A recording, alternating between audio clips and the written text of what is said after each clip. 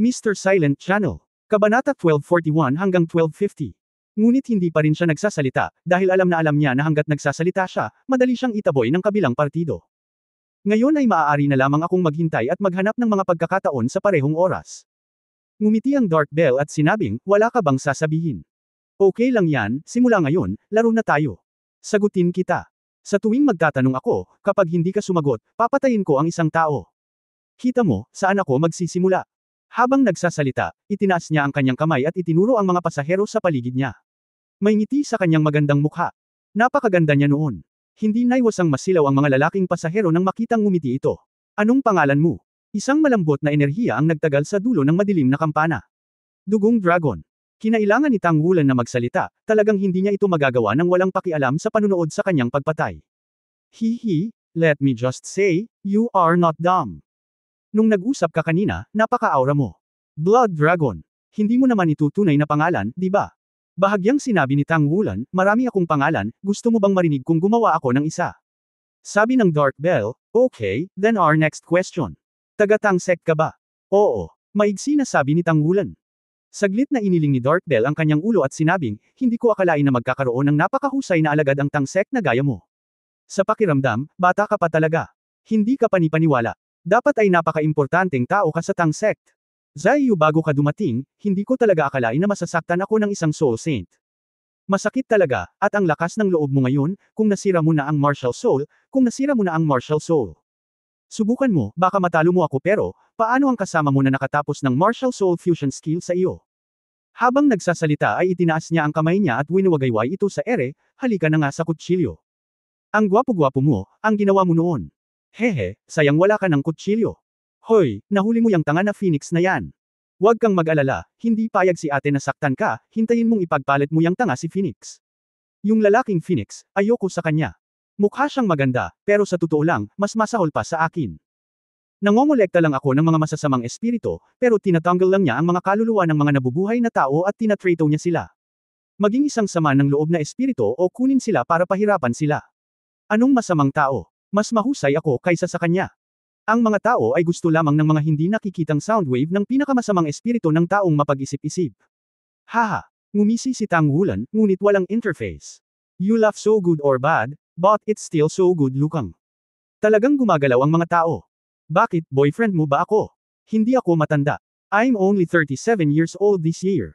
You know, we after a soul master reaches a certain level of cultivation, age is actually not a big issue. For a lifespan of 200 years, 37 years old you are not much different. Magagawa mo lahat ng gusto mo. Habang nagsasalita, ibinaba ni Dark Bell ang kanyang ulo na may nahihiyang ekspresyon sa kanyang mukha. Sumulyap si Tang Wulan sa kanya, at hindi namamali na naramdaman niyang napakaganda niya, at hindi niya maiwasang makaramdam ng kaunting paggalaw. Ngunit sa sandaling ito, ang mga kaliskis ng pilak na dragon sa kwelyo ay nagbigay sa kanya ng isang pagsabog ng kalamigan, na agad siyang naging kahanga-hanga, at ang kanyang mga mata ay naging malinaw muli, kagandahan. Nagtaas ng ulo si Dark Bell dahil sa pagtataka. Malinaw na napansin niya ang mga pagbabago ni Tang Wulan, at mas nagulat siya sa mga pagbabago nito sa oras na ito. Ang maliit na batang ito ay maaaring talagang labanan ng kanyang alindog. Mayroong tiyak na bahagi ng domain dito. Lalo akong nasigurado na isa kang dakilang talento sa Tang sect. Buti na lang at nakilala kita kanina, kung hindi, kung bibigyan mo pa ng 10 taon, magiging maganda talaga. Baka kontrolado na lahat ng kapatid ko. Hindi na kita matutulungan. Hehe, buti na lang nakilala ko ngayon, ang galing. Gaya ng sinabi niya, mahigpit niyang niyakap ang braso ni Tang Wulan at inilagay ito sa kanyang mga braso. Lihim na nagulat si Tang Wulan, kung ang maitim na kampanang ito ay talagang 37 taong gulang lamang gaya ng sinabi niya, ito ay magiging kapansin-pansin. Sa edad na 37, siya ay hindi bababa sa isang super dauluo ng level 97 o mas mataas. Ang ganitong uri ng bilis ng paglilinang ay tiyak na maituturing na pinakamataas na henyo sa daigdig ng Panginoon ng Kaluluwa. Mula sa passionate dauluo, narinig niya ang tungkol sa mataas na antas ng istruktura ng Holy Spirit Cult. Ang 4 na makalangit na hari ay nasa mababang hanay pa rin. Hindi ba't ang isang emperador at ang 2 emperador ay lalong nakakatakot? Maaaring ito ay extreme dauluo. Gusto ba ng kabilang partido na ipagpalit ang sarili sa Dark Phoenix? Ang pahayag na ito ay dapat na totoo, kahit na siya ay mukhang mahalaga, ito ay dapat pa ring mas masahol pa kaysa sa Dark Phoenix, na isa ng super dauluo. Pansamantala niyang inalis ang ideya ng pagsunog ng jade at bato. Hindi ngayon ang oras para ma-depress, ngunit para malaman kung paano makakalabas, o mabawasan ang pinsala sa palitan na ito. Ayaw ni Sister Menghulo. Mag-chat tayo. Sabihin mo sa akin, paano ka sumali sa Tang Sect? Nagtataka ang Dark Bell kay Tang Wulan. Mahina hong sinabi ni Tang Wulan, ipinakilala ng guro. Sino ang iyong guro? Tanong ni Dark Bell. Sinabi ni Tang Wulan, marami akong guro. Ang mga gurong nagpakilala sa akin sa Tang Sect, dapat sinabi ko na hindi mo alam. Hindi nasisiyahang sinabi ni Dark Bell, ang boring mo ng ganito. Kalimutan mo na, huwag kang pansinin, may nasugatan at nangangailangan ng pahinga. Matutulog ako sandali. Gaya ng sinabi niya, isinandal niya ang kanyang ulo sa balikat ni Tang Wulan. Saka pumikit. Kahit sa ang anggulo, mukha silang mag-asawa sa panahong ito. At mukhang napakaharmonya. Hindi nagtagal, ang paghinga ng Dark Bell ay naging pantay, at si Tang Wulan ay tumingin sa bintana, nag-iisip ng iba't ibang pamamaraan sa kanyang isipan. Sa labas ng sirang bintana, ang maitim na kampanilya ay tila magiliw na hinahawakan ang kanyang braso, ngunit sa katunayan, ang kanyang palad ay malapit sa tadyang ni Tang Wulan, at maaari siyang magpapuwersa anumang oras. Sa kanyang cultivation base, si Tang Wulan ay matatamaan ng husto sa ganitong distansya, at imposibleng makatakas. Sa ganitong paraan, ang Soul Guidance Train ay nagpatuloy sa paglalakbay ng napakabilis, papalapit sa direksyon ng Tiandao City. Direktang tren ito na walang hinto sa gitna, kaya napakabilis ng takbo. Makalipas ang halos 3 oras pa, makikita na ang Tiandao City. Aba, ang sarap ng tulog ko. Ang tagal ko nang hindi nakatulog ng mahimbing. Ang sarap mong unan. Hihinto ka na ba? Hayaan mo akong matulog ng maayos sa pagbabalik. Tiningnan ni Dark Bell si Tang nang hindi malinaw. Wulan. Hindi umimik si Tang Wulan, ni hindi gumalaw ng kahit ano. Ngayon lamang sa pamamagitan ng paghihintay ng tamang pagkakataon na lumitaw, maaari akong humingi ng agarang problema. Tuloy-tuloy na huminto ang tren, at magiliw na hinawakan ng maitim na kampana ang kamay ni Tang Wulan, at dumiretso siya sa platform at bumili ng tiket pabalik. Kung tutuusin sa kanyang hitsura, mukha siyang sumusunod sa mga batas at regulasyon. Kung hindi niya alam ang kanyang pagkakakilanlan, hindi ito masasabi ni Tang Wulan. Bumalik ka sa Tian Haicheng. Hoy, I really hate your amorous Daoluo guy. Sooner or later, I will break his hated realm. Siya na mukhang passionate talaga ang pinakawalang awa. Nakakatamad talaga. Niluwagan ng Dark Bell ang kamay na nakahawak kay Tang Wulan, iniunat, walang alinlangan na kitang-kita ang magandang hubog ng katawan. Tara, kain muna tayo, at pagkatapos ay bumalik sa Tianhai City. Ang sarap talagang maglakbay kasama ang isang gwapong lalaki. Nakangiti at matamis na ngiti ang sabi ni Dark Bell. Si Tang Wulan ay bihirang magsalita sa lahat ng oras, at hiniling ng Dark Bell na gawin ang anumang gusto niya. Hindi na kailangang inisin siya sa oras na ito. At the same time, ito rin ang nagpaparalisa sa kanya in disguise, na parabang nagbitiw. Nga pala, pag-usapan natin ang martial arts fusion skills mo. Nakakapagtaka. Ano bang problema ng sword na yan? Parang naging espada na ang kasama mo para gamitin mo. Sa ganyang martial arts fusion skills, number 1 pa rin ako. The next time I saw it, your power was sublimated, and the oratifying your body. If it was really oratifying your body. Base, natatakot ako na hindi ako makatakbo. Anong uri ng pamamaraan ng espada iyon? Walang sinabi si Tang Wulan. Huwag mong sabihin sa akin. Kung gayon kailangan kong papatay. Sumulyap si Tang Wulan sa kanya. How come? How can someone such a gentle girl kill casually? Banibiro ka lang nila kanina sa kotse. Pag hindi ka nagsalita, hahalikan kita. Yishi punish. Habang nag-uusap, dumating ang madilim na kampana. Sumimangot si Tang Wulan. Mula sa kanyang mga mata, kitang-kita ng madilim na kampana ang matinding pagkasuklam, at bahagyang nagulat din siya, hoy, nandidiri ka ba sa akin? Saka gusto kitang halikan. Pagkatapos, itinaas niya ang kanyang kanang kamay at hinawakan si Tang Wulan. Nakakasira ito. Isang medyo malamig na boses ang narinig sa sandaling ito. Nang marinig ang tunog na ito, ang madilim na kampana ay biglang lumingon upang tingnan ito, ngunit si Tang Wulan ay parang tinamaan ng kidlat, at tumingin sa ibabaw. Nang makita ang taong ito, ang kanyang mga mata ay agad na naging stagnant. Sa oras na ito, siya ay tulad niya. At ang magandang anino sa kanyang mga mata, hindi ba't ang taong nag-iisip tungkol dito? Si Guyana ay nakasuot ng puting damit na may kulay pilak na buhok at kulay ube na mga mata, na malamig at maganda.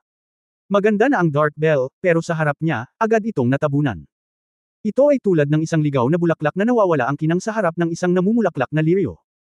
Isang bakas ng puot ang sumili sa mga mata ng madilim na kampana sa isang iglap, at wala siyang makitang babaeng mas maganda kaysa sa kanyang sarili.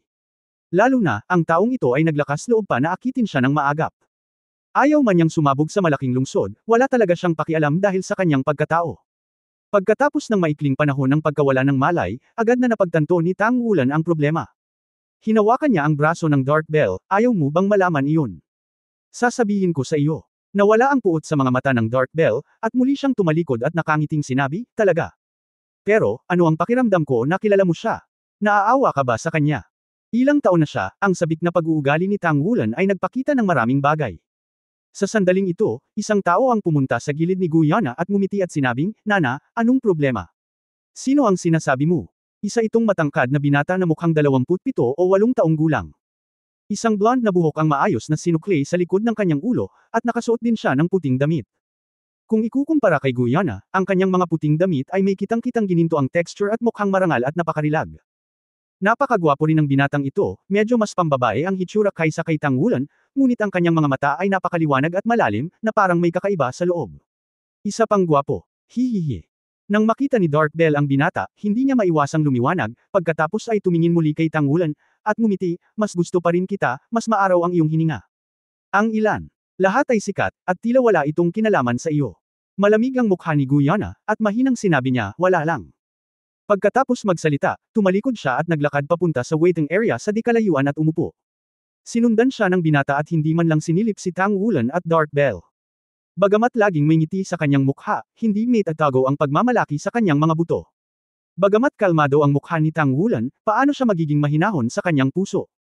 Hindi niya inaasahan na makikilala niya si Guyana sa oras na ito, at sa tabi niya, sinundan din siya ng isang binata na tila may kakaibang relasyon.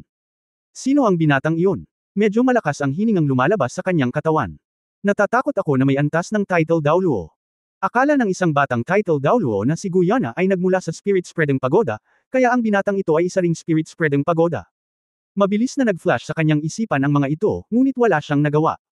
Kung ikukumpara sa mga posibleng makakalaban, mas nakakakilabot ang mga maitim na kampana sa kanyang paligid. Sa oras na ito, mas gugustuhin niyang ma-misunderstood ni Guyana, ngunit alisin din ang time bomb sa paligid niya, para hindi niya hayaang banta si Guyana. Malinaw, naramdaman din ni Dark Bell ang cultivation base ng binata na nakaputing damit, at may interes sa kanyang mga mata, ngunit hindi na siya nagsalita pa. Ang kanyang pangunahing layunin ay mahuli pa rin si Tang Wulan, at kahit na si Tang Wulan ay mukhang mayroon lamang siyang 7 singsing na cultivation base, sa katunayan ito ay hindi gaanong mababa sa isang general na pinamagatang Daoluo. Ayaw niyang ma-out of line. Sa katunayan, gaya ng sinabi niya noon, nagkataon lang talaga na nahuli niya si Tang Wulan. Nana, pabayaan mo ang mga boring na tao. Bakit mo gustong pumunta sa Sky Sea City? Gusto mo ba talagang maglakbay sa Star Luo Continent? Kung tutusin, hindi natin ito lugar, at kapag nagsimula na ang digmaan, mayroon pa ring tiyak na panganib oo. Sa tingin ko ay mas mabuting manatili tayo sa punong tanggapan. Ang iyong espiritual na paglilinang ay malapit nang makapasok sa espiritual na larangan. Nakangiting sabi ng binata na nakaputing damit. Sumulyap sa kanya si Guyana, pag-usapan natin ito pagdating ng panahon. Tungkol naman sa Star Luo Continent, hindi pa ako nakakapagdesisyon. Gusto ko lang bisitahin ang Tianhai City. Nabalitaan ko na may 3 major fleets doon. It must be very spectacular. Scene. Okay. Ang binata na nakaputing damit ay hindi nakipagsalubilo, ngunit nagpakita ng isang kaakit-akit na ngiti, tahimik na nakaupo sa tabi ni Guyana na naghihintay ng boss. Mahusay ang pandinig ni Tang Wulan, at natural niyang narinig ang pag-uusap ni Guyana at ng binata na nakaputi. Pupunta siya sa Tianhai City. Posible bang pumunta sa Star Luo Empire? Bakit ganun? Alam mo, yung munting manliligaw mo, parang may karibal ka sa pag-ibig. Bamulong sinanali sa tenga ni Tang Wulan, halatang medyo schadenfreude ang tono niya, at mas malalim, parang may kaunting lamig pa rin. Sinulyapan siya ni Tang Wulan nang walang sinasabi. Masyadong delikado ang Dark Bell, paanong hindi niya milalagay sa panganib si Guyana? Sa oras na ito, mapapatigas mo lang ang iyong puso at magkunwaring hindi ka kilala. May ilang oras pa bago dumating ang tren na pabalik sa Tianhai City, at ang platform ay mukhang medyo desyerto. At si Tang Wulan, Guyana, ang kabataang nakaputing damit, at ang Dark Bell ay walang alinlangan na napakaganda, at natural nilang maakit ang atensyon ng dumaraan na karamihan. Si Tang Wulan ay tahimik, si Nanali ay laging masayang nakangiti, at walang sino man ang nakakakita ng totoong iniisip sa kanyang puso. Ang binata na nakasuot ng puting damit sa di kalayuan ay may maamong ngiti sa kanyang mukha, maamo at maamo. Ngunit ang ekspresyon ni Guyana ay napakawalang pakialam, medyo katulad ng pananahimik ni Tang Wulan. Ang 4 na tao ay may kanya-kanyang iniisip, ngunit nakaupo lang sila sa platform, ngunit nakabuo din sila ng isang magandang tanawin. Itinaas ni Guyana ang kanyang mahabang pilak na buhok, ipinakita ang kanyang maganda at maislan na mukha, ang kanyang magandang mukha ay biglang nagpakita ng hindi maipaliwanag na hitsura, ang ekspresyong iyon ay napakabanayad, kung hindi niya ito papansinin, wala siyang makikitang kahit ano. Ito ay isang ekspresyon na mukhang isang ngiti ngunit hindi isang ngiti. Ngunit sa susunod na sandali, bigla siyang nagsimula ng walang paabi. Ang kanyang mga galaw ay hindi mukhang mabilis, matikas at natural, at ang kamay na nagtaas ng kanyang mahabang buhok ay hindi namamalayan na gumawa ng virtual na pagpindot sa direksyon ni Tang Wulan sa proseso ng pagsasara nito. Sa ganoong simpleng pagkilos, tila gumuho ang espasyo sa harap ng palad niya, na parabang naging lobo ang hangin, at ang lobo ay biglang natupi sa pagpindot. Sa kabilang panig, kung saan naroon si Tang Wulan, biglang umikot ang hangin, isang malakas na impact, ng direkta na parang tinatamaan siya. Biglang nangyari ang lahat kaya't walang reaksyon si Nan Ali o ang nakaputing damit.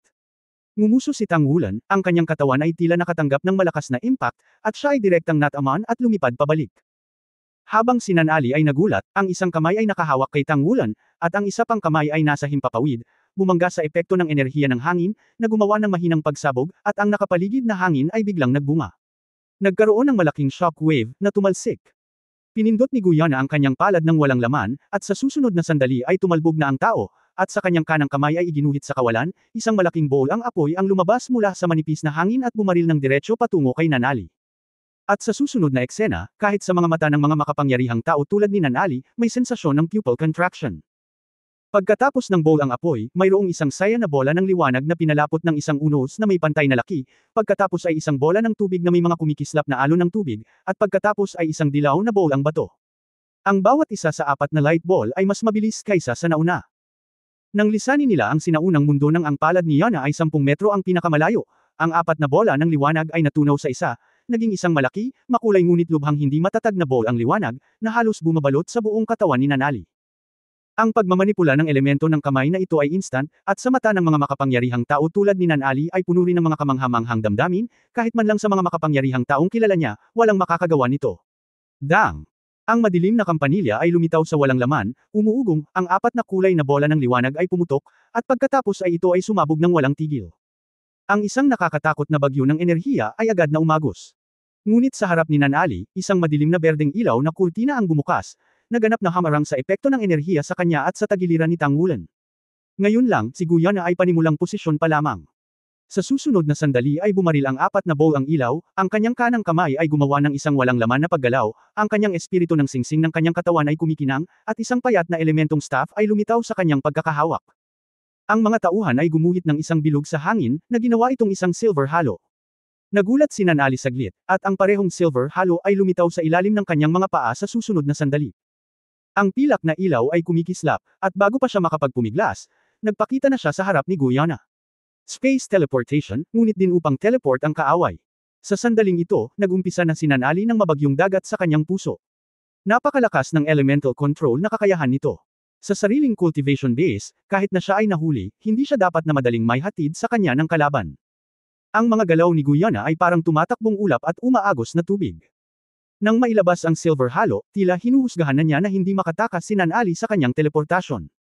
Ang kanyang kaliwang kamay ay pinatalsik sa halo, at nang si Nan Ali ay na-teleport sa kanya. Dumating na sa kanyang harapan ang palad na ganap ng naging gintong kamay. Ang malakas hanggang solidong elemento ng liwanag ay sumambulat kaagad, at naitaas lamang ni Nan Ali ang kanyang kamay upang harangan ito ng magmadali. At nang siya ay teleport kay Guyana, ang nakaputing damit na kabataan sa tabi ni Guyana ay nag-react na, at siyam na spirit ring ng 7 itim at 2 pula ay agad na bumangon mula sa ilalim ng kanyang mga paa. Ang pangatlong ranggo na itim na singsing na espiritu ay nagliwanag, at nakita niya ang isang kakaibang sandata sa kanyang kanang kamay na agad na natangay. Ito ay isang parisukat na halberd, mga 2 talampakan ng haba, at ang gitna ay parang sibat. May talim ng gasuklay sa bawat gilid ng talim ng sibat. Sa ilalim ng iniksyon ng spirit ring, ang square halberd ay naging maliwanag na maliwanag. Sa napakalaking puwersa ng pagsipsip, naabot ng moonblade ang gilid ng leeg ni Nan Ali sa isang iglap. Ang lahat ng ito ay nangyari ng napakabilis kaya naramdaman ni Tang Wulan at Nan Ali na sila ay nahuli. Sinong mag-aakala na si Guyana, na kanina pa ay nasa kapayapaan, ay biglang gagawan ng hakbang. At sobrang kulog pa. Bukod dito, ang pagtutulungan sa pagitan niya at ng kabataang nakasuot ng puti ay tila babagay, at ang kabataang nakasuot ng puti ay nagpakita ng napakalakas na lakas, title Daoluo, at isang perpektong title Daoluo na may katugmang singsing na espiritu tulad nito. Kung ikukumpara kay Nan Ali, ang spirit ring ay 100,000 taon na lamang ang huli. Sa pagharap sa papalapit na pag-atake ng dalawang powerhouse, sa sandaling ito, ipinakita ni Nan Ali ang kilos ng madilim na hari. May mahinang snort sa kanyang bibig, at ang sound wave ay tumagos sa kanyang utak, na naging sanhi ng paghinto ng pag-atake ng puting damit na kabataan. Nabangga na ng palad niya ang palad ni Guyana. Bang! Sa mahinang tunog, nanginginig ang katawan ni Guyana, at hindi mabilang na madilim na berdeng aura ang sumisigaw ng mga hiyawan tulad ng kanyang pagkukumpulan. Sa kabilang panig, si Nanali ay natatakpan ng gintong liwanag. Sa ibabaw, kitang-kita na si Nanali ang may kapangyarihan. Pero alam niyang bitter iyon. Ang liwanag na elemento na nakapaloob sa palad ni Guyana ay mayaman at direktang bumuhos sa kanyang katawan sa kahabaan ng palad niya, at pagkatapos ay nagkaroon ito ng nakakabaliw na banggaan at epekto sa madilim na enerhiya sa kanyang katawan.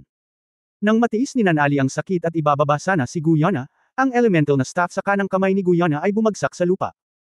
Isang malalim na dagandong ang tumunog, at isang silver halo ang biglang sumabog na nakasentro sa kanyang katawan, at si Nanali ay sumuray-suray, at ang moonblade sa wakas ay dumating. Mahusay na momentum. Ito ang pakiramdam na dinadala ni Fang Chanji kay Nanali.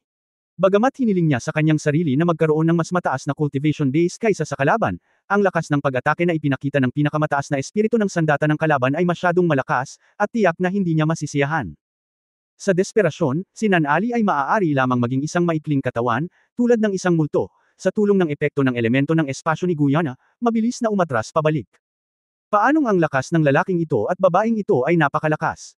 Natatakot ako na ang lalaki ay malapit sa antas ng Super Daoluo, ngunit si Nanali ay mas nag-aalala tungkol kay Guyana, hindi niya talaga naiintindihan kung anong antas ng paglilinang ni Guyana, na tumataas mula sa kanyang katawan.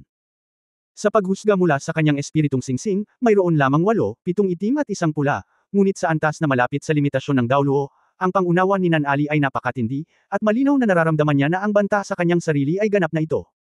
Ang magandang babae, hindi si Fang Chanji. Bilasan mo. Ang tainga ni Tang Wulan ay parang malabong lamok. Sa oras na ito, itinaas na ni Guyana ang elemental staff sa kanyang kamay. Ang 6 na elemento ng tubig, apoy, lupa, hangin, liwanag, at kalawakan ay agad na lumitaw sa isang malaking estado, na nagiging 6 na kulay na halo, marahas na umiikot sa paligid ng mga nakamamanghang hiya sa tuktok ng kanyang tungkod, na bumubuo ng isang malaking whirlpool sa isang iglap. Isang malakas na puwersa ng pagsipsip ang direktang kumilos sa katawan ni Nanali, sinipsip ang kanyang katawan at mabilis na lumapit. Si Fang Chanji ay naging isang kalangitan na puno ng liwanag sa sandaling ito, at ang liwanag at anino ng hindi mabilang na mga kabataang nakasuot ng puting damit ay agad na kumalat, at pagkatapos ay sabay na umatake. Tila libo-libo sa kanya ang lumilitaw sa sandaling ito, at ang bawat avatar ay mukhang totoo. Masasabing matigas lang ang ganitong eksena. Maging si Tang Wulan ay hindi maiwasang mapakilos. Walang pag-aalinlangan, ang kanyang mga daliri sa paa ay tumama sa lupa, at ang mga ginintoang pakpak sa kanyang likuran ay bumukas kaagad. Habang masiglang pumapalakpak, tila nagte-teleport sila, at nasa 100 metro sila at tumatakas patungo sa labas ng istasyon. Hindi naman sa ayaw niyang makipagsanib puwersa kay Guyana, dagdag pa ang binata na nakaputing damit, baka hindi mapanalo si Nanali. Ngunit may lubos siyang tiwala kay Guyana, at natural na pinakawalan siya ni Guyana, at natural na may dahilan para palayain siya. Bukod dito, tila si Guyana, na naging mas malakas kaysa dati, kasama ang binata na nakaputing damit, ay tiyak na hindi mapapanalo ni Nanali. Naramdaman ni Nanali ang pagtakas ni Tang Wulan sa unang pagkakataon, at siya ay galit na galit, at may sumigaw sa kanyang bibig. Agad na lumaki ang maitim na kampana, at ang kanyang mga pupil ay naging madilim na berde sa oras na ito. Dang dang dang.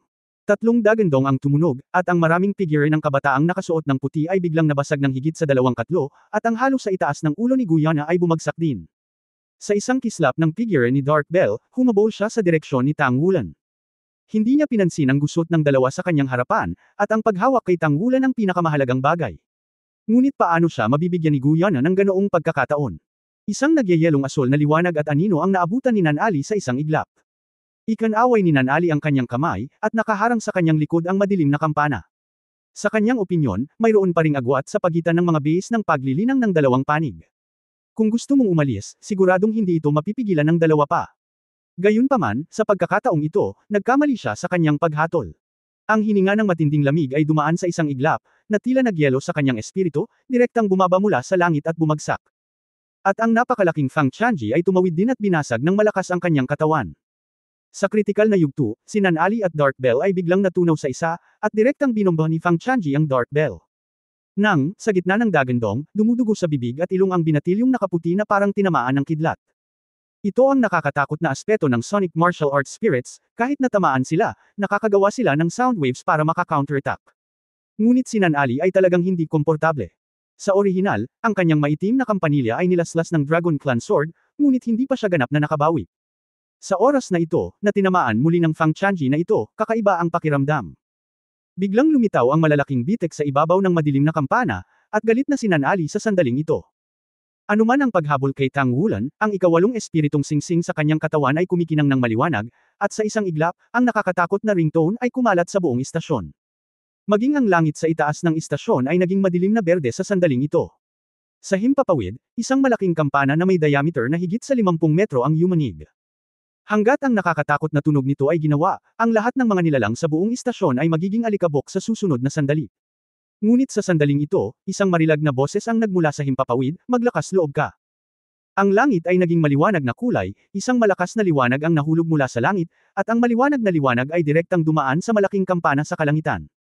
Napasigaw si Nan Ali, at ang martial spirit ay agad na nasira.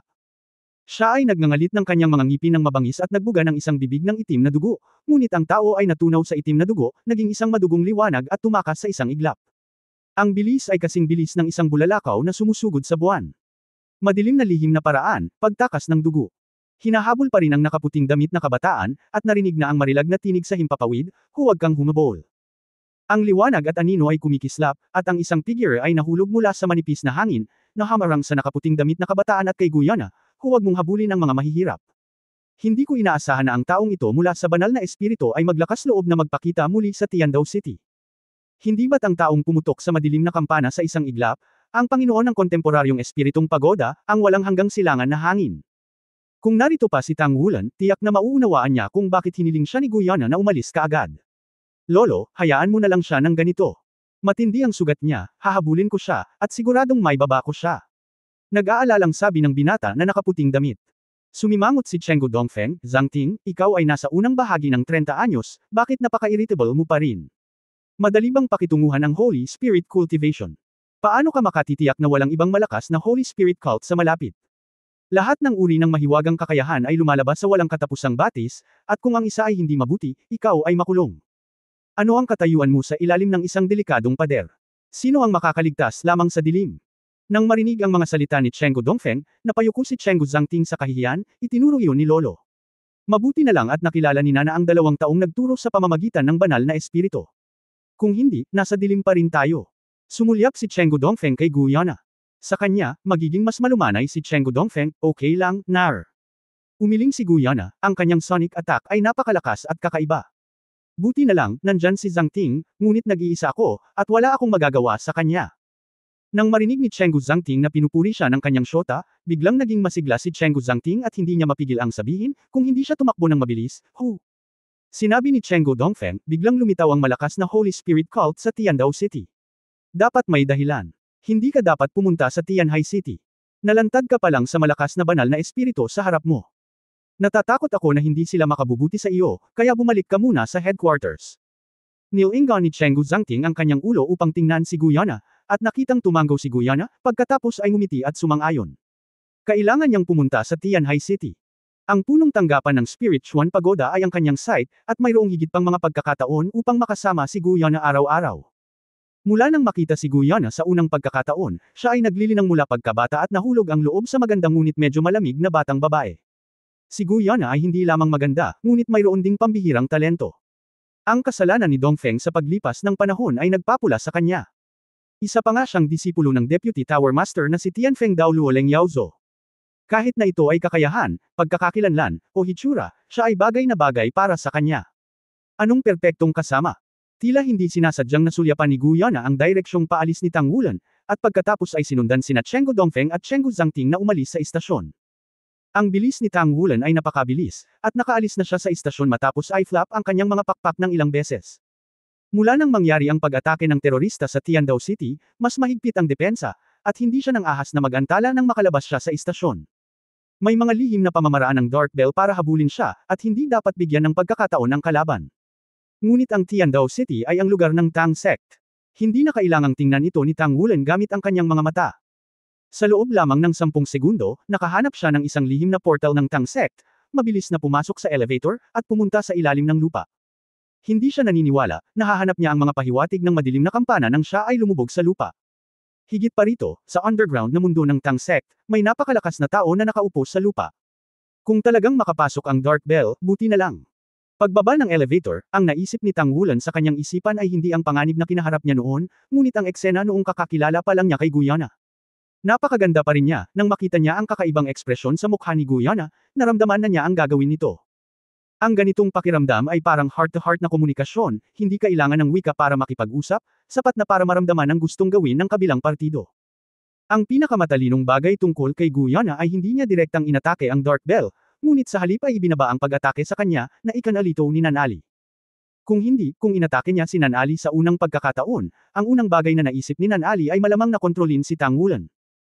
At ang kanyang pag-atake kay Tang Wulan ay nagbigay kay Nanali ng kahit isa pang proseso ng pag-iisip sa kanyang isipan, at ang mga sumunod na pag-atake ay talagang upang buhol-buhol ang madilim na kampanang ito at bigyan si Tang Wulan ng pagkakataong makatakas. Walang alinlangan, ang binata na nakaputing damit ay dapat na maging powerhouse ng Spirit Spreading Pagoda. Sa harap niya, hindi may hayag ni Guyana ang relasyon nila ni Tang Wulan. Sa ilalim ng maraming pagbabago sa mga pangyayari, ang kontrol ni Guyana sa eksena ay umabot sa isang napakabanayad na antas. Hindi lamang niya hinayaan ang kanyang sarili na paghinalaan ng kabataang nakasuot ng puti, ngunit tinulungan din niya si Tang Wulan na makaalis sa pagkubkob.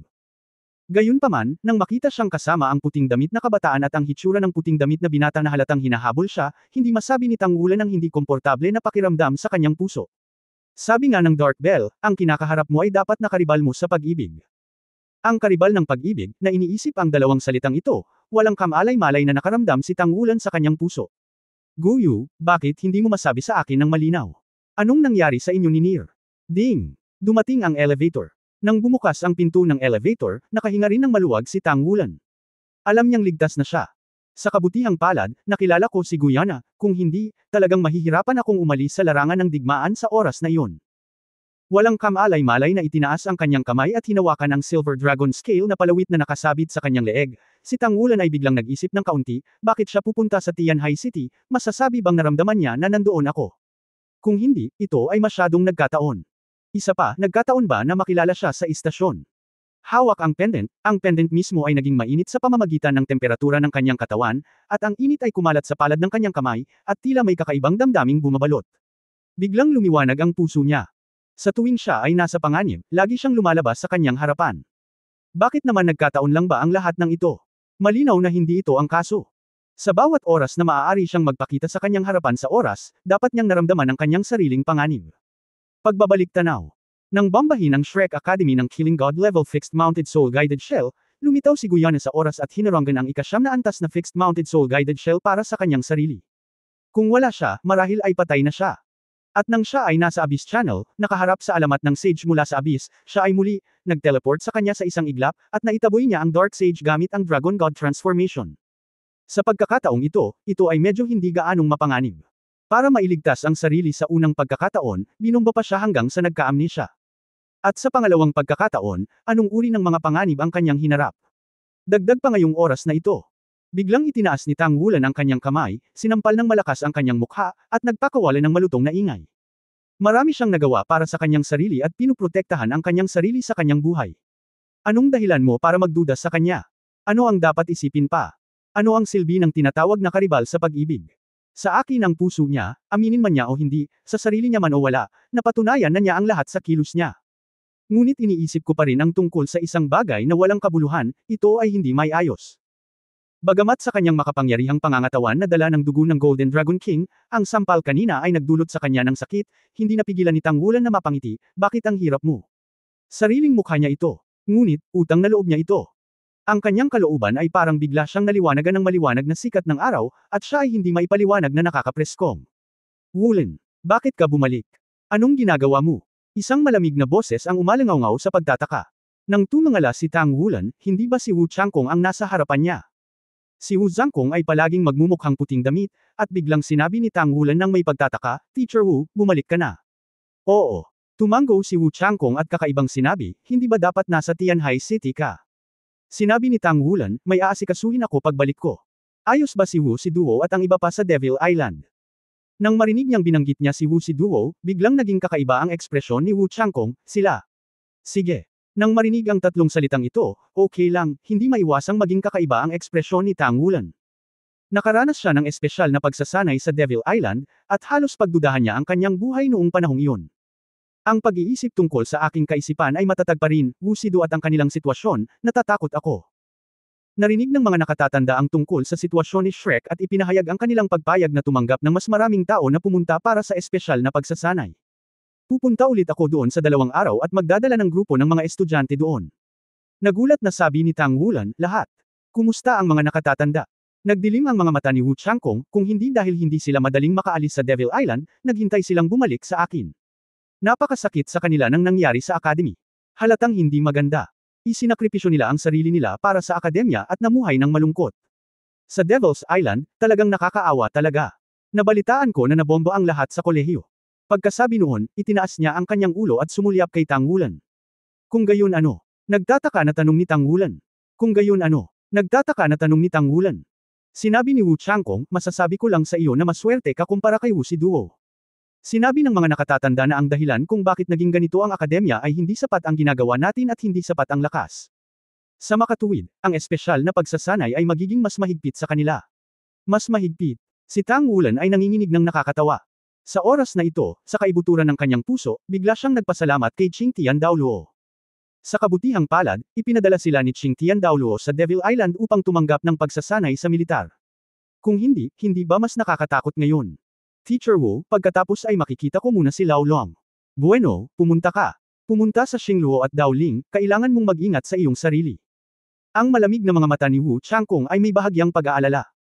Para kay Tang Wulan, hindi lang niya inalagaan ang kanyang mga disipulo, kundi inalagaan din niya ang kanyang kapatid.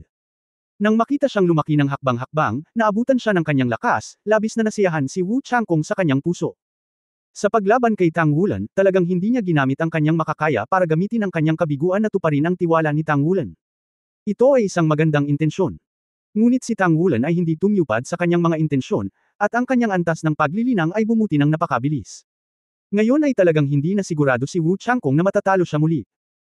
Pagpasok sa mas malalim na ilalim ng lupa, umaasa sa isang espesyal na postcard, pumunta si Tang Wulan sa lugar kung saan nag-retreat at nagsanay si Long Lao. Pagdating niya rito, narinig niya ang malalim na dagandong ng dragon.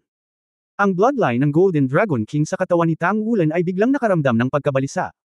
Talagang hindi maarok ang cultivation base ng Old Long. Wulan, pumasok ka. Ang boses ni Long Yeo ay umalingaw sa mga tainga ni Tang Wulan. Oo. Umupo si Long Yeo sa futon. Nang lumapit sa kanya si Tang Wulan, nagulat siya nang makita na ang matandang Long na nakaupo roon ay 2 taong gulang pa lamang, na may itim na buhok na nakasabit sa kanyang mga balikat, at ang kanyang nakamamanghang mukha ay nasa mga alon ng mga dragon. Sa ilalim ng background ng yin, nagbibigay ito sa mga tao ng magandang pakiramdam. Kakaiba ba? Nakangiting tumingin si Long Yeo kay Tang Wulan, huminga siya ng mahina, sa katunayan, umabot na ako sa puntong hindi ko na mapanatili ang aking kabataan, dahil mas mauubos niya ng lakas ng buhay ko. Kaya, kadalasan ay makikita mo lang si Long Yeo na may balat ng manok at buhok ng crane. Kapag ako ay naglilinang at pinasigla ng aking espiritong kapangyarihan, maibabalik ang mga function ng aking katawan sa aking kabataan. May bahid ng lungkot sa kanyang boses, at puno rin ito ng alaala at pananabik para sa kabataan. Old Long, bata ka pa. Maraming bagay na makakapagpabuti ng enerhiya sa buhay sa Tangmen Eyes at Fire Liangyi Eyes, oh. Mungkahi ni Tang Wulan.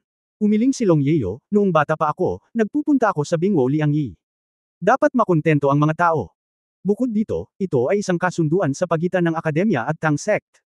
Yiyan, walang sino man ang maaaring gumawa ng exception. Hindi rin ako. Ito ang tuntunin, at ang mga patakaran ay dapat sundin. Kung hindi, ang yelo at apoy ng 2 Yiyan at Tanga Shore ay sumuporta sa Strerek at suportado ito ng 2 Yiyan at Tanga Shore. Umiiral. Si Tang Wulan ay medyo napahiya sa kanyang puso. Speaking of which, inalis niya ang halos lahat ng essence sa mga mata ni Bing at Fire. Nasa tabi pa rin niya ang lahat ng mabangis na hayop. Isa sa mga dahilan kung bakit hindi siya nagpanik nang humarap sa Dark Bell ay dahil nasa kanya pa rin ang pangangalaga ng maraming mabangis na hayop. Kung hindi ito gumana, dapat silang ilabas. Bawat isa sa kanila ay may lakas ng title Daoluo, at magkasama, kahit na hindi nila matalo ang Dark Bell, maprotektahan man lang nila ang kanilang sarili.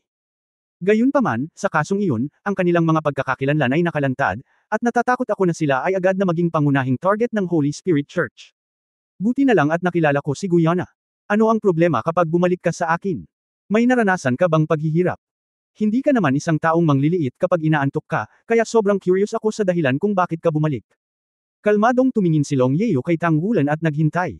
Sa kanyang paliwanag, lihim na ngumiti si Tang Wulan sa kanyang puso, talagang binigyan siya ni Amorous Daoluo ng malaking pasanin. Lao Long, iyon ang kaso. Nakatagpo kami ng ilang problema sa Tianhai City. Sa sandaling ito, maikling sinabi niya na ang fleet ng koalisyon ng Tianhai City ay binomba ng isang nakapirming nakafix na nakamount na soul-guided artillery shell ng Tianhai City. Si Long Yeo ay nasa retreat upang bawasan ang kanyang sariling pagkonsumo at pahabain ang kanyang buhay, ngunit hindi siya masyadong malinaw tungkol sa mga panlabas na gawain. At alinman sa Tang Sect o Shrek Academy. Hindi alam ng mga nanatili rito ang tungkol kay Tang Wulan at sa iba pa na pupunta sa Tianhai City, kaya natural na walang dumating para sabihin ito kay Long Yeo. Sadyang pinagmasdan ni Tang Wulan ang ekspresyon ni Lao Long nang banggitin niya si Han Hai Daoluo Chen Xinji. Oo naman, may kaunting pagbabago sa mukha ni Long Laoyo. Kahit na ito ay napakabanayad, ito ay nahuli pa rin ni Tang Wulan. Ang Amorous Daoluo ay talagang hindi walang layunin. Chen Xinji. Humph, itong matandang matigas ang ulo. Ang nakapaligid na mga pag-awit ng dragon ay biglang tumaas ng kaunti, at ang hindi nakikitang pamimilit ay naging dahilan upang si Tang Wulan ay hindi na mamalayan na sumikat ng isang layer ng ginintoang liwanag sa ibabaw ng katawan ni Tang Wulan. Ang pagmamalaki na ipinakita ni Wei sa kanyang sarili. Sumulyap si Long Yeo kay Tang Wulan, ang malaking bibig ni Zhang Xin ang may sinabi, tama. Natigilan si Tang Wulan, ngunit tumango pa rin ng may pilit ng ngiti. Sa oras na ito, hindi siya makapagtago para kay Amorous Daoluo. Malamig na ngumuso si Long Yeo, dapat mapunit ang bibig niya. Maaari kang bumalik sa akin para sa bagay na ito, malinaw naman dahil alam mo na alam ko ang katigasan ng ulo ni Chen Xinji. Bukod kay Zhang Xin, walang nakakaalam kung ano ang nangyari sa mga oras na iyon. Oo, hindi naglakas loob na lumapit si Zhang Xin, di ba? He turned out this bit of Chen, Jizins for me, Jishans this bit of Chen. Iligtas mo siya. Tayo at pumunta sa Tianhai City. Habang nagsasalita, tumayo si Guangdan Daoluo Long Yeo at naglakad palabas. Hindi inaasahan ni Tang Wulan na magiging napakasaya ni Old Long kapag pumayag siya, at medyo nagulat siya saglit. Natural na sinundan ng kanyang tingin ang mga hakbang palabas ni Long Yeo, ang nakita niya ay ang likod ni Guangdan Daoluo, ang itim na buhok na iyon, habang lumalakad siya palayo, unti-unting naging kulay abo at pagkatapos ay purong puti. Kaputian ng nyebe. Ang kanyang likod ay buckled at ang kanyang hininga ay naging mga pagbabago sa buhay. Sa eksenang ito, sa mga mata ni Tang Wulan, ang kanyang ilong ay hindi sinasadyang sumakit. Napakatanda na ni Elder Long, ngunit tumatakbo pa rin para sa Shrek, ito ay dahil hindi sapat ang kanilang henerasyon. Walang kamalay-malay na nakakuyom ang kanyang mga kamao, isang nagngangalit na digmaan ang bumangon sa kanyang puso. Dapat kong suportahan ang Shrek at Tang Sect sa lalong madaling panahon. Huwag hayaang magtrabaho ng husto ang mga nauna sa mas lumang henerasyon. Nang muli siyang sumakay sa Soul Guidance Train, tuluyang nawala ang puso ni Tang Wulan. Kasama ang matandang dragon, kahit na ang pinakamalakas ay dumating ngayon, hindi niya kailangang matakot sa anuman. Siya at si Long Lao ay parehong naglagay ng simpleng make-up, tinulungan siya ni Long Yeo na suriin ang kanyang katawan, at sigurado, may sonep na marka ng maitim na kampana sa kanyang katawan. Tinuruan siya ni Long Yeo ng trick para gumamit ng mental power, Tang Wulan ako mismo ang naglinis ng markang ito. Sa hinaharap, kaya niyang harapin ang ganitong uri ng problema ng mag-isa. Ipinikit ni Long Yeo ang kanyang mga mata at pinagpahinga ang kanyang isip sa buong oras, ang kanyang hininga ay tila napakatatag, ngunit malinaw na naramdaman ni Tang Wulan na ang kanyang hininga ay masyadong makinis. Kung gusto mong makita si Han Hai Daoluo, natatakot ako na sa puso rin ni Old Long. Hindi na inulit ni Tang Wulan ang love story ng dalawang extreme Daoluo na sinabi ni Amorous Daoluo. Sa oras na ito, mas mabuting huwag nang magsabi ng higit pa, at naniniwala rin siya na si Elder Long ay dapat magkaroon ng sariling paghuhusga tungkol dito. Dahil pinili ni Elder Long na sumama sa kanya, tiyak na sigurado siya. Ito ang pinaka-gustong makita ni Tang Wulan. Ngayon ay maaari na lamang niyang abangan ang magandang resulta sa pagkakataong ito. Walang alinlangan, hindi katulad ni Lao Long na nakikita si Chen Xinji. Ito ay higit pa para sa kasalukuyang sitwasyon ng mainland at para sa kinabukasan ng Shrek. Ayaw niyang mangyari ang digmaang ito, kaya handa siyang pumunta ng personal sa East China Sea Fleet. Muling iminulat ni Long Yeo ang kanyang mga mata at nagpakawala ng mahinang buntong hininga, Wulan, may gusto ka rin ba? Walang malay na tumanggo si Tang Wulan. Kung sigurado kang gusto mo talaga ang isang tao, kailangan mong hulihin. Bagamat mahaba ang buhay, ang tunay na pag-ibig ay madalas minsan lang sa buhay ng isang tao. Nawawala ng tuluyan. Pagkasabi nito, tumayo si Long Yeo at lumabas. Ngumunguya sa kahulugan ng kanyang mga salita, bagamat ito ay simple, gaano kalaki ang Cap-A-Ton at mga nakaraang pangyayari. Mukhang nagtatagal talaga ang kwento ni Lao Long at ng Han Hai Daoluo na iyon. Nasaan siya? Tinanong ni Long Yeo si Tang Wulan sa tabi niya nang makalabas siya ng istasyon. Dapat nasa Joint Command ng tatlong serbisyo. Si Han Hai Daoluo ang Commander-in-Chief ng operasyong ito. Sabi ni Tang Wulan. May mapa ba? Tanong ni Long Yeo. Oo. Matagal nang nasa Tianhai City si Tang Wulan. Naturally, ang mga pangunahing gawaing ito ay matagal nang inihanda. Ipakita mo sa akin. Mahinang sabi ni Long Yeo. Kinuha ni Tang Wulan ang mapa at ipinakita kay Long Yeo ang lokasyon ng punong tanggapan ng 3 hukbo. Okay, bumalik ka. Sabihin mo kay Zhang Xin, hahanapin ko siya para ayusin ang account sooner or later. Magpapatuloy kayong lahat ayon sa orihinal na plano. Huwag mag-alala tungkol sa iba pa. Kung tapos na ang bagay na ito, natural na babalik ako sa Tiandao City. Pagbalik mo, puntahan mo ako. Pagkatapos sabihin ang mga salitang ito, tahimik na humakbang pasulong si Long Yeo. Sa linya ng paningin ni Tang Wulan, ang kanyang figure ay agad na kumupas, at pagkatapos ay nawala ng walang bakas. Tulad ng para sa lahat ng mga tao sa paligid, tila hindi nila nakikita ang eksenang ito, o hindi pa nabubuhay si Long Yeo, at walang nakapansin ito. Walang alinlangan, ang antas ng Laolong ay malayong maunawaan ni Tang Wulan. Ngunit naramdaman niya na ang antas ng cultivation ni Elder Long ay tiyak na mas mataas kaysa sa Amorous Daoluo. Hindi nakakagulat na si Shrek ay napakayaman sa simula, at mayroong 2 taluktok, sina Long Lao at Qing Tian Daoluo, at pareho silang nasa antas ng isang tunay na demigod. Bilang karagdagan, ang 2 matinding Daoluo ng Tang Sect, madamdamin at walang awa. Pinagsasama-sama ang kapangyarihan ng 4, kahit na ito ay isang pag-iral tulad ng Spirit Pagoda, hindi sila nang ahas na labagin ang kalooban ng Shrek City. Bumalik si Tang Wulan upang muling makasama ang kanyang mga kaibigan, at makalipas lamang ang 10 minuto, sa labas ng istasyon ng Regimentong East Navy sa Dalampasigan, dahan-daang lumitaw ang isang figure mula sa ilusyon hanggang sa sangkap. Ang makalumang si Long Yeo, na may hawak na tungkod na may ulo ng dragon, ay tahimik na nakatayo sa gilid ng burol, nakatingin sa direksyon ng Eastern Navy Regiment, na parang hindi mabilang na mga ilaw at anino ang lumitaw sa kanyang mga mata. Sa paligid ng kanyang katawan, unti-unting lumitaw ang mga ilaw at anino na ito. Hindi malinaw ang liwanag at anino, may mga taong kumikislap dito, at paminsan-minsan ay may bahagyang boses na lumalabas. Konkreto ang iyong mga iniisip. Kung narito si Extreme Daoluo, tiyak na makikilala niya ang tanawin sa paligid ng Long Yeo, na isang tunay na simbolo ng isang demigod. Ayon sa alamat, ang mga tunay na Diyos ay maaaring bumalik sa panahon at espasyo, bumabalik sa anumang punto ng oras na gusto nilang puntahan. Ngunit ang alamat ay isang alamat lamang pagkatapos ng lahat.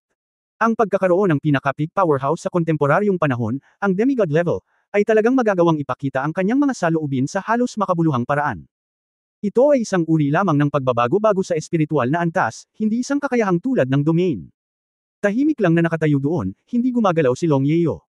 Makalipas ang mga 10 minuto, sa rehimyento ng Eastern Navy, isang malaking off-road na sasakyan ang umalis dito at dumiretso sa gilid ng burol. Dahil napakalapit sa Eastern Navy Regiment at hindi gumagalaw dito, matagal nang natuklasan ng radar ang pagiging kakaiba ni Long Yeo. Natural na dumating ang patrol. Ang hagong na tunog ng core ng off-road vehicle Soul Guide ay tila nagising sa pag-iisip ni Long Yeo, at lahat ng liwanag at anino sa paligid ay nawala sa susunod na sandali. Ang matandang mata ni Long Yeo ay tumirek din sa off-road na sasakyan. Bumaba ang kotse sa gilid ng burol, at 8 sundalo na may mga live na bala ang tumalon pababa mula sa itaas, at mabilis na umakyat sa gilid ng burol sa ilalim ng pamumuno ng isang tenyente. Nasa harap na sila ni Long Yeo, at same time na sinabi ng pangalawang tenyente, matanda, ito ay isang lugar ng kontrol ng militar, mangyaring umalis dito sa lalong madaling panahon. Kung ordinaryong tao lang ito, hindi siya makakatanggap ng espesyal na atensyon mula sa radar, ngunit sa Soul Power Detection Radar, si Long Yeo ay tila isang ordinaryong tao, at hindi nakakaramdam ng anumang pagbabago sa kapangyarihan ng kaluluwa. Gayunpaman, nahuli pa rin ng radar ang nagbabadyang liwanag at anino sa paligid niya. Hindi alam ng opisyal sa console kung ano ang sitwasyon, kaya nagbigay siya ng utos na hayaan ang patrol team na makita kung ano ang nangyari. Hindi nagtagal bago sinalakay ang barkong pandigma at inilubog ng mga nakapirming shell na ginagabayan ng kaluluwa, at ang pinagsamang armada ng 3 serbisyo ay medyo kinakabahan. Natatakot ako na baka may mangyari ulit. Sinulyapan ni Long Yeo ang tenyente at mahinang sinabi, Shen Xinji, lumabas ka para sa akin.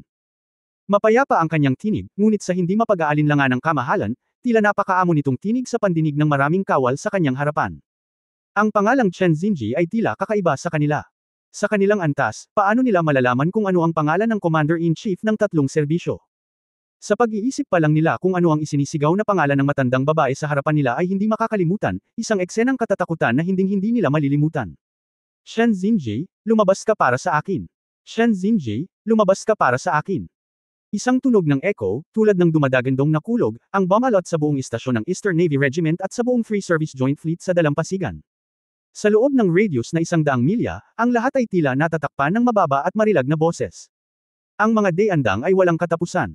Sa dagat na natabunan ng tunog, lahat ng alon ay naging mahinahon sa sandaling ito, makinis na parang salamin, tila hindi na ito dagat, kundi isang tahimik na maliit na lawa.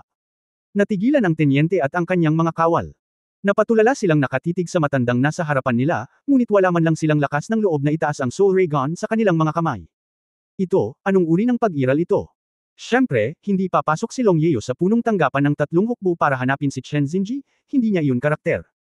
Dumating man siya ng personal ay hindi niya ito kaharap, ang yabang nito. Ang tunog ay lumiligid, ang buong utos ng tatlong hukbo, ang buong magkasanib na armada, lahat ng mga sundalo kasama ang oilyari at logistic na tauhan, higit sa 1,000,000, lahat ay malinaw na narinig ang boses na ito. At ang pangalan ni Chen Xinji ay nagpasindak din sa maraming tao. Paano ba naman paanong may tumawag ng ganito sa pangalan ng Commander-in-Chief? Ang mga general na talagang nakakaalam ng pangalang Chen Xinji ay tiyak na alam kung ano ang ibig sabihin ng pangalan. Ang Master ng Temple of the Gods of War, ang Grandmaster na namuno sa Temple of the Gods of War sa halos 100 taon, ang Commander ng Poseidon Legion, at Hanhai Daoluo Chen Xinji. Tinawag sa kanyang pangalan ang karapat-dapat na tycoon ng militar, maging ang unang taong hindi nagsasalita ng mayabang. Anong sorpresa ito? Sino itong tumatawag sa pangalan ni Chen Xinji? Sinong matapang, maglakas loob na tawagin siya ng ganito? Napalunok ng laway ang tinyente, at biglang gusto niyang tumalon sa dagat sa depresyon. Gaano man siya katanga, naiintindihan niya na ang taong ito sa harap niya ay talagang hindi kapanipaniwala. Bakit ba ang tanga niya, kaya sinugod niya ang misyon na ito noon pa? Umaasenso siya o umaatres ngayon, tulala lang siya. Nakatingin sa matandang babae sa kanyang harapan, hindi siya nagkaimik, hindi makapagsalita. Sa wakas ay nawala ang tunog, tila naging kalmado muli ang lahat, at si Elder Long ay nakatayo pa rin roon, na mahinahong nakatingin sa rehimyento ng Eastern Navy sa kanyang harapan. Tila ang tunog kanina ay hindi kung ano ang ginawa nito. Sa sandaling ito, isang malakas na liwanag ang biglang lumitaw sa kalangitan. Magulo ang dagat, at ang mga alon ay patong-patong, na parabang nanimbalik ang sigla. Isang liwanag at anino ang halos kumikislap, at biglang lumitaw sa harap ni Long Yeo, sa kanyang mga balikat, ang tatlong matingkad na bituin ay kumikinang, halos masilaw ang mga mata ng tenyente. Narinig na ni Chen Xinji ang tunog nang marinig niya ang unang echo, narinig niya ang tunog na pamilyar sa kanya, at hindi siya makapaniwala. Hindi niya maisip kung bakit lalabas ang tunog na ito sa kanyang tenga sa mga oras na ito. At nang mahina ang echo, totoo ang lahat, at nang tumunog ang alarma, sa wakas ay nagising siya. Ang utos na patahimikin ng buong hukbo ay inilabas sa unang pagkakataon. Pagkatapos, lumitaw kung saan nanggaling ang tunog. Nagbago na siya, hindi, dapat naka-makeup ang mukha niya. Hindi ito kung ano siya. Ngunit nakatayo doon, kahit na ang kanyang likod ay baldado, siya pa rin siya. Ang mapagmataas na ilaw at madilim na emperador ng dragon, siya ay palaging isang emperador, at hindi kailanman magiging isang reyna. She has always been so proud, sa puso niya, kahit ilang taon na ang lumipas, siya pa rin ang prinsesang iyon. Ang paningin ni Chen Xinji ay naging malabo sa isang iglap, at halos hindi niya maisip na ang mga luha ay lalabas sa kanya, na mahigit 100 taong gulang na. Layuan mo ako. Bigla siyang lumingon, galit na sinigaw ang tenyente sa likuran niya, saka kinawayan ang kamay. Ang isang alon ng kakilakilabot, tulad ng isang pagtaas ng tubig, ay biglang lumitaw, na dinala ang lahat ng mga sundalong ito at ang off-road na sasakyan. Gamulong at lumipad patungo sa kwartel. Ang lahat sa paligid ay naging pangit at malabo. Imposibleng matukoy ng anumang detection device ang isang lugar na gustong takpan ng Extreme Daoluo. Paglingon ulit, magkaharap ang mga mata, medyo maputik ang mga mata, pero sobrang firm. Pero paanong walang mood swing sa mga mata niya? Gaano na ba sila katagal na hindi nagkita? 36 na taon, 4 na buwan at 8 araw. Naalala niya, at naalala niya rin. Ang dalawang nilalang na nakatayo sa tuktok ng mundo ay nagkatinginan lang ng ganito, at wala ni isa sa kanila ang unang nagsalita. Tila sapat na ang gayong titig. Walang kamalay-malay, ang liwanag at anino ng pag-iisip ay bumangon sa paligid ni Long Yeo, ngunit agad niyang ikanaway ang kanyang kamay upang iwaksi ang liwanag at anino. Ang puso ni Chen Xinji ay nabigla, at walang mas ikinagulat sa kanya kaysa sa sandaling lumitaw ang mga ilaw at anino na iyon. Bagamat wala siyang sinabi, sa sandaling lumitaw ang mga ilaw at anino na iyon, higit sa 1,000 salita iyon sa kanya. Hindi nakikita ng iba kung ano ang kinakatawan ng mga ilaw at anino na iyon. Bilang isang taong tunay na nakaranas nito at nakapaloob din sa kanyang mga iniisip, paano niya mabibigo na makita kung ano ito? Iyon lang ang kwento niya at sa kanya. Ang puso ni Chen Xinji ay ganap na lamambot sa sandaling ito, ang lahat ng pagpupursage, katigasan ng ulo, at katigasan ng ulo ay tila nawala sa sandaling ito. Gumawa siya ng isang malaking hakbang at lumapit kay Long Yeo. At tila hindi, inakala ni Long Yeo na gagawin niya ito. Ang ilaw at madilim na emperador ng dragon ay napaatras ng kalahating hakbang ng hindi namamalian, na parabang siya ay natatakot. Ngunit sa sumunod na sandali, niyakap siya ng isang pares ng malalakas na braso. Hindi na napigil ang tumulo ang mga luha sa mga mata ni Chen Xinji. Ang kanyang boses ay nanginginig at nasasakal, at siya ay umungal ng hindi magkatugma, buhay, buhay ka pa, buhay ka pa. Sa susunod na sandali na niyakap niya si Long Yeo, gusto niyang mabigla siya sa hangin. Sa sandaling iyon, puno ng kahihiyan ang puso niya. Gayunpaman, nang marinig niya ang nasasakal na sigaw at naramdaman ang kanyang malalakas na braso na nanginginig, ang pinakamalambot na bahagi ng kanyang puso ay tila marahas na tinamaan, at siya ay nakasuot ng 79 na limitasyon ng Daoluo Level Repairer. Sapagkat, sa sandaling ito ay tila ganap na nawala. Ang palad na naitulak palabas ay hindi na mamalayan na hinawakan ng kanyang pangkalahatang uniforme. Buhay ka pa, mahusay, ito ay talagang mahusay. Hindi napigilan ng luha ni Chen Xinji, sa sandaling ito, ganap na nawala sa kanya ang kamahalan ng pagiging master ng templo ng digmaan, nang wala ang lahat ng kanyang reserbasyon. Umiiyak na parang bata. Ang mga emosyong naipon sa kanyang puso sa loob ng halos 100 taon ay nailabas na parang blowout sa sandaling ito. Ang Hanhai Daoluo na ito ay hindi na gustong kontrolin, ni hindi niya na-control ang paglabas ng kanyang emosyon. Sa sandaling ito, ang iniisip niya sa kanyang puso at kung ano ang nararamdaman niya sa kanyang mga bisig ay siya lamang na matanda sa kanyang harapan, ngunit hindi niya ito makakalimutan sa kanyang buhay. Bitawan mo ako. Napahiyaw si Long Yeo. Huwag mong bibitawan. Hinigpitan ni Chen Xinji ang kanyang mga braso.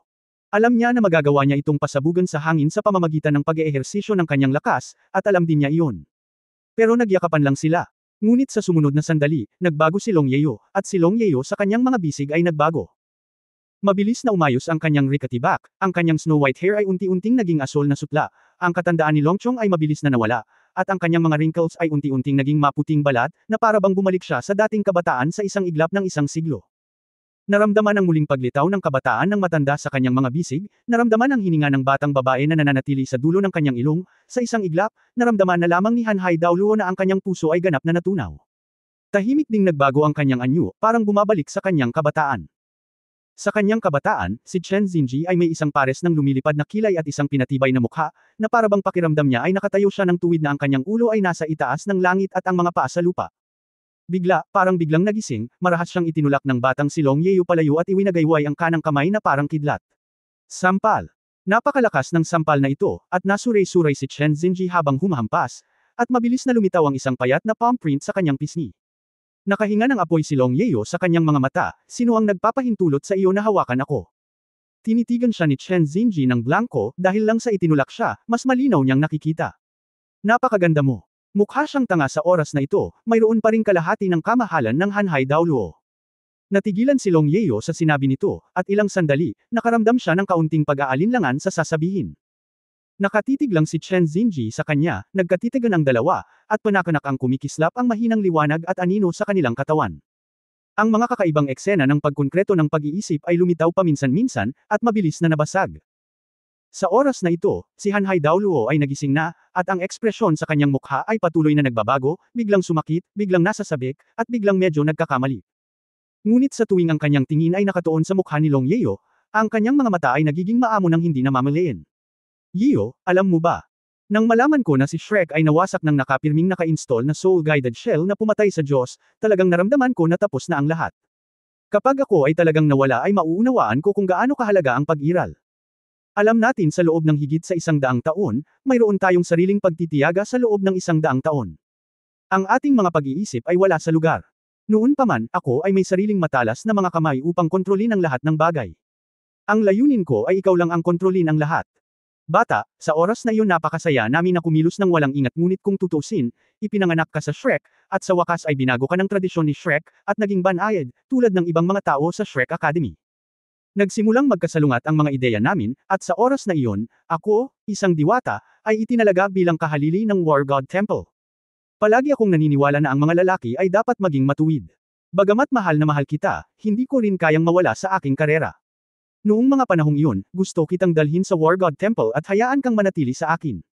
Noong panahong iyon, napaka-selfish ko. Hindi ko kailanman iniisip ang tungkol sa mga problema mo, mula sa aking sariling pananaw. Malakas din ang loob mo. Maya-maya, nahulog tayo. Kahit na sinubukan natin, lagi tayong naghihiwalay ng hindi masaya. Pero alam kong lagi mo akong iniisip, kung hindi, hindi ka magiging single habang buhay. At sa akin, ganun din ba? Walang makakapalit sa posisyon mo sa puso ko. Ako, si Hanhai Daoluo, Shendai, ang master ng War God Temple, kung talagang gusto kong magpakasal sa kanya, at ang pangalan ko ay Long God lang talaga ang pangalan ko. Ikaw. Sa pagsasalita tungkol dito, halatang nasasabik ang emosyon ni Chen Xinji, pero kung tutusin, masyado tayong matigas ang ulo, at lahat tayo ay may mataas na posisyon tayo, hindi tayo maaaring mawalan ng mukha, hindi tayo maaaring magkusa na makipagkompromiso. Noon pa man ay naniniwala ako na hindi ako maaaring makipagkompromiso sa iyo sa buhay ko. Hanggang sa araw na iyon, hanggang sa araw na bigla kong narinig ang masamang balita, biglang nalaman na wala na pala ang Shrek Academy, tuluyan nang nawasak ang Shrek City. Nawala ka rin. Bigla kong na-realize kung gaano ako katawa kanina. Lahat ng pagpupursage ko ay nawala ng saysay dahil sa biglaang pagkawala mo. Noon ko lang talaga naintindihan kung gaano kakahalaga sa puso ko. Mas mahalaga pa sa sarili kong buhay. Noon ko lang nalaman na lahat ng pagpupursage ko ay biro lang. Naisip ko ito kanina, marahil ay namuhay tayo ng masaya at maligaya. Unfortunately, I understand it too late. That time, akala ko patay ka na. Nagkulong ako sa kwarto ng matagal, at marami akong iniisip. Baka hindi ka naniniwala, pero nung mga oras na yon nakapasok na talaga ako sa realm ng konkretong pag-iisip. Dahil sa pananabik ko sa'yo kaya ko talagang natapos ng lubusan ang hakbang na iyon. Sa hindi inaasahan, buhay ka pa. Para sa akin, wala nang mas magpapasaya sa akin. Yeo, hindi ko alam kung bakit ka pumunta sa akin, hindi mo na kailangang sabihin kung bakit, I just want you to know one thing, from now on, from the moment I see you again, it doesn't matter what the palace master of the god of war, the commander of the sea god of the armies legion Daoluo. Iisa lang ang pagkakakilanlan ko ngayon, iyon ay ang iyong Longyeo, isang lalaking handang ibigay ang lahat para sa iyo, kahit na kung ano ang hinihiling mong gawin ko, ay nasa iyo.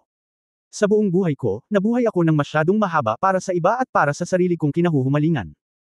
Hindi ko alam kung kaya ko pang mabuhay ng ilang taon pa sa hinaharap, ngunit lubos kong natitiyak na ang bawat bahagi ng aking hinaharap na buhay ang pangalawa ay pagmamay-ari mo lamang. Hinayaan mo akong pumunta sa silangan at hindi na ako pupunta sa kanluran. Nakikinig sa pagkukwento ni Chen Xinji, malamig pa rin ang mga mata ni Long Yeo sa simula, kahit na sa sandaling makita niya siya, ang orihinal na mood niya na tulad ni Bubo Gujing ay nag-iba-iba rin at nagbago. Ngunit ang matigas na puso ay nagpapilit pa rin sa kanyang dignidad. Gayunpaman, habang patuloy na nagsasalita si Chen Xinji ng may damdamin, unti-unting nagbago ang ekspresyon ni Long Yeo. Hindi niya inaasahan na ang mga salitang ito ay masasabi mula sa napakatigas at supladong lalaki sa kanyang puso. Siya ay matigas ang ulo, kahit na siya ay mapusok sa pag-ibig, hindi niya ipinapahayag ang kanyang damdamin sa pamamagitan ng pagsasabi ng kahit ano. Hindi siya makapaniwala sa narinig niya. Sa karakter ni Chen Xinji, paano niya nasasabi ang mga salita sa harap niya? Siya ba talaga ito? Siya ba talaga? Matamlay siyang tinignan ni Chen Xinji at hindi napigil ang humakbang pasulong ng 2 hakbang bago muling lumapit sa kanya, hindi ka ba naniniwala? Seryoso ako. Sa sandaling alam kong nawasak na ang Shrek Academy mo, ang una kong naisip ay kung bibigyan ako ng pagkakataong maipanganak muli, tiyak na isasantabi ko ang lahat ng ipinagpilitan ko at mahalin ka ng buong puso, alam kong imposibleng ipanganak muli ang mga tao doon. Ay walang posibilidad na ako'y maging desperado, hinayaan ka ng Diyos na lumapit sa akin ng 100 taon. Sige, lagi akong nasa tabi mo. Pagkatapos magsalita, tumalikod si Chen Xinji at umalis. Sa wakas ay hindi na napigilan ni Long Yeo, at hindi sinasadyang sumigaw, tumigil ka. Agad na huminto si Chen Xinji, lumingon sa kanya, at pagkatapos ay biglang nagsabi, oo, hindi ako makakapunta ng mag-isa. Mabilis siyang bumalik kay Long Yeo, hinawakan ang kamay nito, sumama ka sa akin, hinding-hindi na ako mahihiwalay sa iyo. Kahit saan ako magpunta, sasamahan kita. Bitawan mo. Tinanggal ni Long Yeo ang kamay ni Chen Xinji ng may kahihiyan, ilang taon ka na, marunong ka bang magsulat ng kahihiyan? Ngumiti si Chen Xinji, sinabi mo rin na matanda na kayong lahat. Ano ang ikinahihiya mo? 100 taon na ang sinayang ko. Mula nang malaman ko ito, lahat ng iba pa ay hindi na mahalaga. Sa palagay mo ba, pipigilan pa rin ba tayo ng lahat ng bagay sa mundo? Ako ang vast si Daoluo, at ikaw ay light and dark Daoluo. Kahit anong mangyari, hindi mo ito maaalis sa akin. Ang ilang Long Yeo ay hindi na makapagsalita, at ang ilan ay hindi alam kung ano ang sasabihin. Bigla na lang niyang naramdaman na ang galit kay Zhang Xin ay tuluyan nang nawala, at lalo siyang nagpasalamat. Kung hindi siya dumating mag-isa ngayon, paano niya makikilala ang ibang Chen Xinji? Gayunpaman, nalaman niya na pagkatapos makinig sa kanyang pag-amin, hindi niya masabi ang layunin ng kanyang paglalakbay. Dahil hinding-hindi niya gugustuhin gumamit ng isang lalaki na tila naliwanagan na. Hindi niya maaaring samantalahin ang kanilang mga damdamin. Mas gugustuhin niya pa rin itong maging mapagtiwala sa sarili, kahit na nakikipaglaro sa kanya at tumaya sa tagumpay. Ngunit si Chen Xinji na tulad nito ay medyo naliligaw at hindi alam kung paano ito haharapin. Aalis na ako. Niyugyug ni Long Yeo ang kanyang katawan, 1 kilometro na ang layo. Bakit ka pupunta? Biglang nabalisa si Chen Xinji, at nagmamadaling tumakbo sa kanya. Malakas sila sa parehong antas, medyo nagsasalita, ang bilis ni Long Yeo ay mas mahusay. Ngunit walang gaanong pagkakaiba. Yeo, hindi pa ba sapat to? Then tell me, what should I do? Kinaladkad ni Chen Xinji ang walang laman gamit ang kanyang kanang kamay, ang buong kalangitan ay naging asul, at ang napakalaking lakas ng pagsipsip ay napuno ang buong espasyo na parang low tide, na humihila kay Liv sa hugis ni Long Yeo. You go. Ayokong makita ka. Tumalikod si Long Yeo at pinalabas ang kawalan gamit ang kanyang kanang kamay. Biglang, ang malalim na tunog ng dagandong ng dragon ay nagmistula na daan-daang dragon ang lumitaw sa kalangitan, ginutay-guti ang tubig, at malapit na siyang makatakas.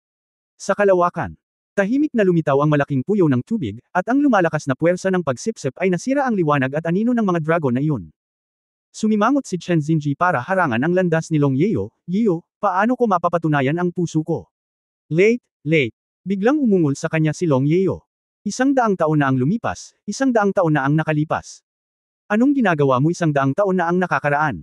100 taon na ang nakalipas, at makalipas ang 100 taon, wala na akong maabot, at malapit nang magwakas ang buhay ko. 100 taon mula ngayon. Ngayon, patay na ang puso ko. Bakit mo sinasabi sa akin ito sa oras na ito? Ayokong masunog ang huling buhay mo. Xinji, bakit ako nandidiri? Kung hindi dahil sa iyo, hindi ako magdusa sa loob ng 100 taon, kung hindi dahil sa iyo, sa palagay mo ba ay mapapawi ang siglong ito ng puot sa pamamagitan ng ilang salita ng lubusang pag-unawa, hindi kita mapapatawad. Nang may luha sa mga mata ni Long Yeo, ang kanyang kanang kamay ay kumuyam ng kamao at biglang umindat palabas. Sabay-sabay na lumitaw sa likuran niya ang mga ginto at itim na ilaw at anino ng dalawang higanteng dragon. Dumagundong ang buhok ng higanteng dragon. Sa harap ng kamao ni Long Yeo ay nag-condensed ang isang vortex na mukhang maliit, ngunit mas nakakatakot kaysa sa level 9 na fixed-mounted soul-guided shell. Si Chen Xinji ay nakinig sa kanyang mga salita, siya ay matamlay na. Oo. 100 taon na ang lumipas, at pagkatapos ng 100 taon, sobra-sobra na ang nawala sa kanila. 100 taon na ang lumipas, at maraming bagay ang hindi na mababawi. Isang mapait na ngiti ang lumitaw sa kanyang mukha, nawala ang malaking puyo ng tubig sa ilalim niya, at hindi mabilang na mga dragon lamang ang nananatili sa kanyang mga tainga. Hindi siya kumilos para pigilan ang kamao ni Long Yeo, ngunit ipinikit niya ang kanyang mga mata. Tutal ayaw pa rin niya akong patawarin. Hindi niya alam kung ano ang dapat niyang gamitin para tabyusan ang kanyang mga kasalanan. Sa oras na ito, siya ay impulsive na parang isang binata. Dahil ayaw mong magpatawad, gamitin mo ang iyong buhay para bayaran ito. Anyway, kung wala ang kanyang pagpapatawad, mawawala ng saysay ang buhay ko. Hindi inaasahan ni Long Yeo na hindi nakaiwas si Chen Xinji, at ang kanyang kakaibang pagsabog na may nakakatakot na kapangyarihan ng liwanag at madilim na sagradong dragon ay umabot na sa kanyang dibdib. Sa sandaling ito, nakita niya ang kanyang maluwag na mukha, na may isang mahinang ngiti, siya ay ganap na nakaka-relax, hinahayaan ang kanyang mga kamao na tumama sa kanyang dibdib. Nang inag ang puso ni Long Yeo, at lahat ng kanyang hinaing ay agad na naging pagsisisi. Bamantong hininga siya, inihampas ang kaliwang kamay sa kanang kamao, at binago ang putok ng dalawang poste na pasabog sa isang tabi, at sumabog ng marahas. Ang kapangyarihan ng liwanag at dilim ay nagpalabo sa araw sa kalangitan. Si Chen Xinji, naganap na sumuko sa kanyang depensa, ay direktang nabigla sa resulta at lumipad palabas. Bastos ka! Sumigaw si Long Yeo, niyugyug ang kanyang katawan, at nawala sa kawalan. Nakaupo sa tuktok ng hotel, nakatingin sa malayo. Nang makita ang mga pagbabago sa liwanag sa kalangitan, hindi mapigilan ni Tang Wulan na magpakita ng pag-aalala sa kanyang mga mata. Miansaya, sabi mo, Long Lao at Nahanhay Miansaya, hindi ba talaga sila mag-aaway, di ba? Humalaklak si Amorous Daoluo, hindi naman. Kung lalaban ka talaga, hindi magiging kasing lakas ngayon. Ganyan lang ang pag-iibigan ng dalawang extreme Daoluo. Masanay ka na lang. Pero magtatago muna ako. Magtago ka, na hawakan ko na ang Dark Phoenix Matter. Kahit na hindi magagawa ni Mr. Long ito sa pagkakataong ito, dapat itong maging isang malaking problema. Tiningnan siya ni Tang Wulan ng may kaina-hinala. Nagkibit balikat si Amorous Daoluo, may kapalit lang. Idedeklara ng Holy Spirit Cult ang pananagutan sa pag-ataking iyon, at kasabay nito ay nangako sa atin ng ilang kondisyon, babalik tayo sa Dark Phoenix. Hayaan mo na. Sa ilalim ni Mian, anong mga kondisyon ang may kukumpara sa isang Super Daoluo? Sa wakas ay nagawa nating. Paano kung kaluluwa iyon ni Qingtian Daoluo? At, hindi lang iyon. Masayang sabi ni Zhang Xin.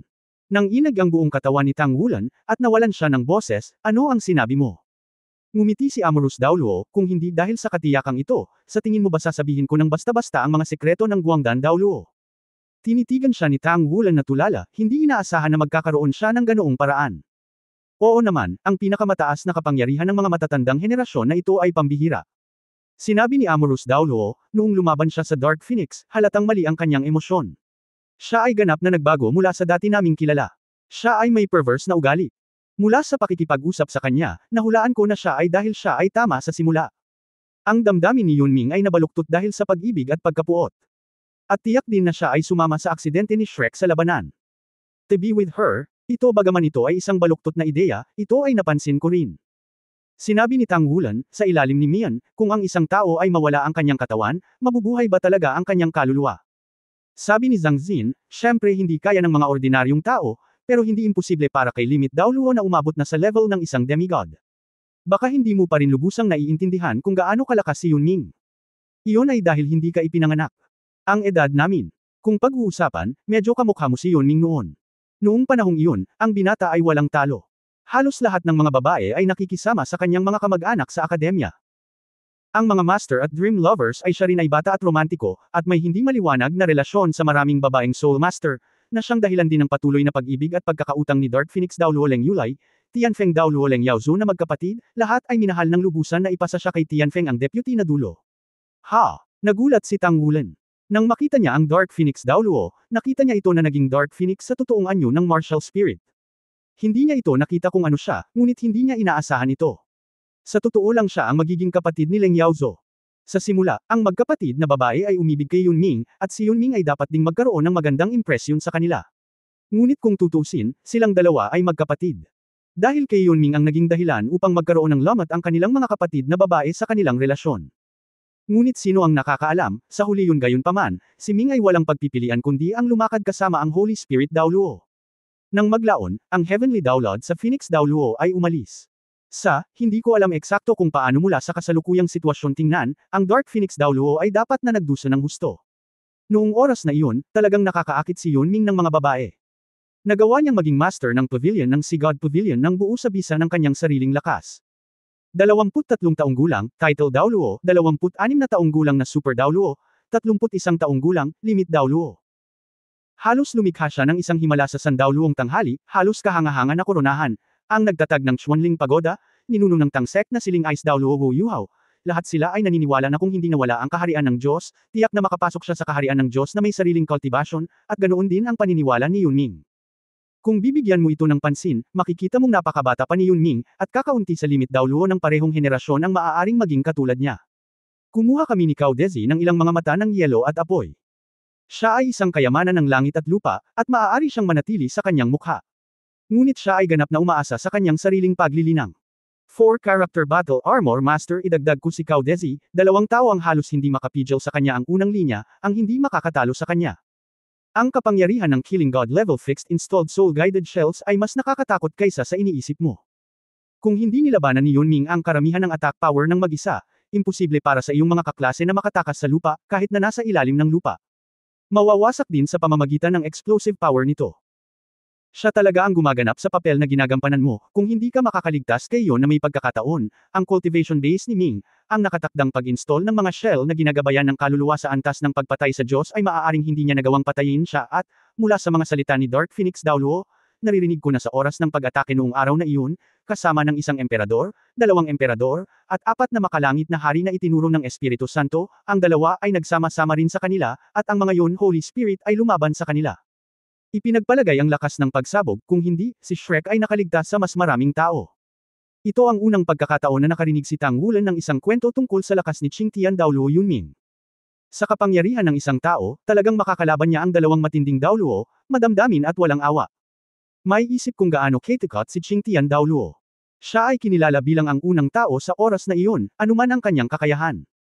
Normal para sa kanyang kaluluwa na maging immortal sa kanyang espiritual na paglilinang. Bukod dito, naniniwala din ako na kailangan niyang magkaroon ng paraan upang maiwasan ang kanyang sarili. Ang kanyang kaluluwa ay ginagamit ng Holy Spirit teaching.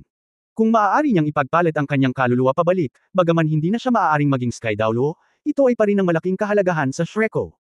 Huminga ng malalim si Tang Wulan, pumayag ang Holy Spirit Church. Oo. Tumanggo si Amorous Daoluo, hindi ko maiwasang hindi sila sumang-ayon. Bilang isa sa 4 na makalangit na hari, ang Dark Phoenix ay napakahalaga sa Holy Spirit cult. Sa kanyang talento, siya ay may pagkakataon na maging isang Limit Daoluo. Kung ikukumpara sa isang walang anumang kaluluwa na kapakipakinabang ay malinaw na ang Dark Phoenix Daoluo na si Leng Yulai ay mas mahalaga din sa kanyang katawan, kung saan mas mahalaga din ang kanyang katawan na si Leng Yulai. Spirit to give away, ang iminungkahi nila ay ibabalik natin ang lahat ng orihinal. Ang pinag-uusapan mo ba ay ang artifact na nakabase sa espasyo? Naramdaman din ni Tang Wulan ang kapangyarihan ng Space-Time God Shuttle noong panahong iyon. Isa itong napakalakas na artifact na nakabatay sa kalawakan na maaaring direktang lamunin ng isang higanteng sasakyang pangtransportasyon. Ngumiti si Zhang Xin at tumango, noon si Kung Shensuo. Gayunpaman, hindi ganoon kadali ang pagbabalik sa kanila. Ngayon ay napagkasunduan na natin sila na ibabalik muna natin ang Dark Phoenix Daoluo, at magdedeklara sila ng pananagutan sa pag-atake at magagarantiyahan sa loob ng 1 taon, hindi nito mapapasigla ang pagbuo ng digmaan. Hanggat hindi magaganap ang digmaan sa loob ng 1 taon, ibabalik din natin ang kanilang artifact sa kalawakan. Saglit na natigilan si Tang Wulan, sa ilalim ng korona, ang kaluluwa ni Qingtian Daoluo ay mahalaga. Bagamat isa lamang itong kaluluwa, hindi na ito powerhouse ng Extreme Daoluo. Gayunpaman, ang espiritual na simbolo ng Sky Daoluo para sa Shrek Academy ay talagang napakahalaga. Hindi ito nasusukat ng kahit ano, kahit na ang artifact. Matigas na sinabi ni Zhang Xin, maingat kung pinag-isipan ang bagay na ito, at nakipag-usap kay Holy Spirit Daoluo. Ito ang pinakaangkop. Bagamat babalik ang kaluluwa ni Yunming mamaya, ang space artifact na ito ay mahalaga para sa iyo sa iyong paglalakbay. Napakahalaga na maglakbay patungo sa dalawang imperyo. Sa pamamagitan nito, maaari ka talagang sumulong at umatake, at umatras at magdepensa. Kaluluwa ni Yunming. Anong problema? Sa sandaling ito, isang kakaibang boses ang tumunog, at ang liwanag ay kumislap, at ang liwanag at madilim na si Daoluo Longyeo ay lumitaw sa tabi nilang dalawa. Nabawi niya muli ang kanyang makalumang anyo, at sa panlabas, wala siyang makitang mga pagbabago sa emosyon. Biglang nang makita siyang paparating, ang ekspresyon ni Zhang Xin ay agad na lamambo, at siya ay umubo, Old Long. Humph! Huminto si Longyeo na may hawak na tungkod sa kanyang kamay, nakatingin kay Zhang Xin na may nakakapasong mga mata. Walang magawang sinabi ni Zhang Xin, wala akong pagpipilian kundi gawin ito sa maraming paraan. Bukod dito, oras na para ipaalam kay Chen Xinji na buhay ka pa. Kung hindi, ang kanyang pag-iral sa hinaharap ang magiging pinakamalaking problema para maiwasan natin ang digmaang ito. Hindi nagsalita si Longyeo, ngunit malamig siyang tiningnan. Medyo matigas ang ekspresyon ni Zhang Xin, well, Old Long, tingnan mo, kailangan kong harapin ang pakikipagpalitan sa Holy Spirit Cult. Mag-usap tayo mamaya. Pagkatapos magsalita, niyugyug niya ang katawan at naging ilaw at nawala. Pagkatapos ng lahat, hindi ito itinuloy ni Longyeo. Nang makitang umalis si Zhang Xin, medyo nawala rin ang galit na nagmula sa kanyang katawan. Tumingin siya kay Tang Wulan na medyo masikip sa tabi niya. Matandang Long. Hindi nang ahas si Tang Wulan na magtanong. Mula sa ekspresyon ni Longyeo, hindi niya makita kung paano nakikipag-usap ang taong ito sa Hanhai Daoluo na iyon. Mahinang sinabi ni Longyeo, bumalik na ako sa Tang Sect. Pagkatapos mong pumunta kay Chen Xinji, sasabihin mo na ikaw ay alagad ko. Ano ang gusto mong gawin niya? Sabihin mo sa kanya ng diretsyo. Kung gusto niya akong tanungin kung nasaan ako, sabihin mo lang sa kanya. Sabihin mo sa kanya, maliban na lang kung muling magtayo si Shrek, kung hindi, hindi ko na siya makikita. Pagkasabi nito ay niyugyug niya ang kanyang katawan at nawala nang walang bakas. Walang oras si Tang Wulan para magsalita. Ngayon, narinig ko si Zhang Xin na nag-uusap tungkol sa emosyonal na gusot tungkol kay Qingtian Daoluo. Talagang naramdaman niya na ang nakatatandang henerasyon ay may mga paghihirap din ng nakatatandang henerasyon. Muling lumitaw sa kanyang isipan ang magandang anino ni Guyana, at hindi niya namamalayan na hinawakan niya ang pendant sa kanyang leeg. Guyu, siguradong hindi tayo magiging katulad ng mga nauna sa atin, nagmamahalan pero hindi pwedeng magkasama, di ba? Ang kahihiyan mo ba ay dahil sa spirit spread ng pagoda? Sa bagay, hindi naman kasi ako malakas eh. Magsisikap ako, tiyak na magiging title Daoluo ako sa lalong madaling panahon, at pagkatapos ay hahanapin kita. Sa sandaling ito, biglang humigpit ang nakapaligid na hangin, kumikislap ang liwanag at anino, lumitaw si Hanhai Daoluo Chen Xinji mula sa manipis na hangin na may malinaw na abnormal na mod. Nang makita niya si Tang Wulan, hindi niya napigil ang hinawakan ang kay Tang Wulan. Braso, nakita mo ba siya? Nanatili rito ang hininga ni Longyeo. Nahanap na niya ito sa lalong madaling panahon, ngunit hindi pa rin niya ito nakita. Paanong hindi siya nababalisa? Tumango si Tang Wulan. Saan siya nagpunta? Galit na tanong ni Chen Xinji. Hindi alam ni Longyeo kung anong lihim na pamamaraan ang ginamit, at hindi na niya nararamdaman ang pag-iral nito. Sinabi ni Tang Wulan, ako ay isang disipulo ni Old Long. Hiniling sa akin ng kanyang matanda na sabihin sa iyo na maaari mong sabihin sa iyo kung ano ang gusto mo, at pagkatapos ay sabihin. Sa puntong ito, huminto siya, medyo hindi sigurado sa mga emosyong kanyang kinakaharap. Hindi matatag na Hanhai Daoluo, gusto mo bang sabihin ang ikalawang kalahati ng pangungusap ni Old Long? Ano pa bang sasabihin? Dapat mong sabihin. Niyugyug ni Hanhai Daoluo ang balikat ni Tang Wulan ng malakas. Sinabi ni Tang Wulan, sabi ni Old Long, maliban kung si Shrek ay itinayong muli, hindi ka na niya makikita. Muling itayo si Shrek. Ang hinulaang galit ni Tang Wulan ay hindi lumitaw. Tila ang vast si Daoluo ay lumitaw sa isang ulirat, at hindi namamalayang binitawan ang brasong humawak kay Tang Wulan, ang mukha ni Chen Xinji ay puno ng pait. Hindi madali ang reconstruction ni Shrek. Handa akong tulungan ka, pero bakit hindi tayo makasama at magsumikap tayo ng sama-sama? Yio, unti-unting yumiikli ang buhay natin. Ayaw mo ba talagang bigyan pa ako ng oras? Sa sandaling ito, malinaw na nakaramdam ng kaunting kalungkutan si Tang Wulan mula sa taong ito. Nang marinig ang boses na ito, si Tang Wulan ay hindi nang ahas na magsalita. Sadyang puno ng kakaibang damdamin ang puso ko, kung gaano katigas ang ulo at kalakas ni Chen Xinji kapag kaharap ang sarili. Gayunpaman, sa harap ng pag-ibig, tila nag-alinlangan pa rin siya, at tila wala siyang pinagkaiba sa kanyang sarili. Taga Shrek Academy ka ba? Pinigilan ni Chen Xinji ang kanyang emosyon. Pagkatapos ng lahat, ang kanyang gaff ay maaari lamang sa harap ni Long Yeo. Tumango si Tang Wulan, dahil sinabi na ni Elder Long na mahahanap niya siya, at tila medyo naiiba si Hanhai Daoluo. Nakapikit si Chen Xinji, ilang beses na tumangala si Chen Xinji kay Tang Wulan, ang layunin mo ay hindi gustong mangyari ang digmaan, tama ba? Muling tumanggo si Tang Wulan. Tumangala si Chen Xinji sa langit at bumantong hininga, naiintindihan ko. Marahil ay unti-unti mo akong patatawarin sa pamamagitan lamang ng pagpapakita sa iyo ng praktikal na mga aksyon. Sabihin mo sa kanya na mayroon pa akong higit 10 taon upang mabuhay, at gagamitin ko ang araw-araw sa hinaharap, pumunta at tulungan siyang matupad ang kanyang hiling. Nasa iyo ang numero ng komunikasyon ko. Makipag-ugnayan sa akin. Sana lang kahit na malapit na akong iwan ang aking buhay, maabot ko ang katapusan ng aking buhay, at maabot ko ang katapusan ng aking buhay, at hindi niya ako matatapos. Malaman kong matagumpay na may tatayo ang Shrek Academy sa oras na iyon, ngunit gusto ko lang siyang tanungin, kahit nabigyan ako ng isang araw para mahalin siya ng buong puso. Pagkatapos sabihin ito, ang katawan ni Chen Xinji ay biglang naging halo ng mga alon ng tubig, at pagkatapos ay nawala ng walang bakas sa hangin. Kahit isang araw lang. Nagulat si Tang Wulan sa kanyang mga sinabi, anong klaseng pag-ibig ito? Ang 100 taon ay magtatagal magpakailanman. Bigla niyang naramdaman na malupit si Old Long, ngunit mabilis niyang inalis ang ideya.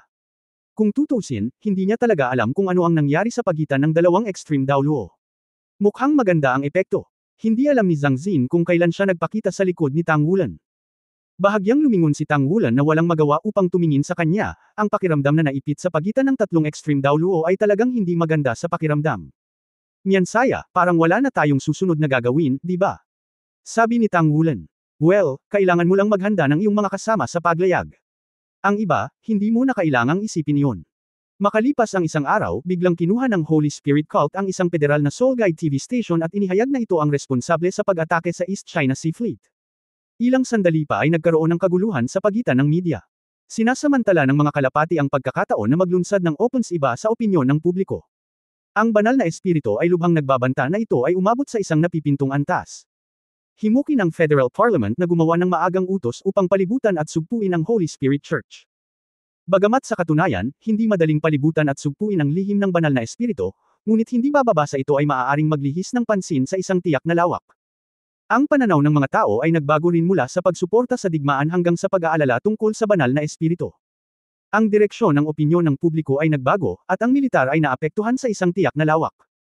Ang mga kalapati ay naglunsad ng isang serye ng mga opens iba laban sa mga lawin, at kinutya na ang mga lawin ay hindi maaaring makipagkompetensya laban sa Holy Spirit Cult sa loob.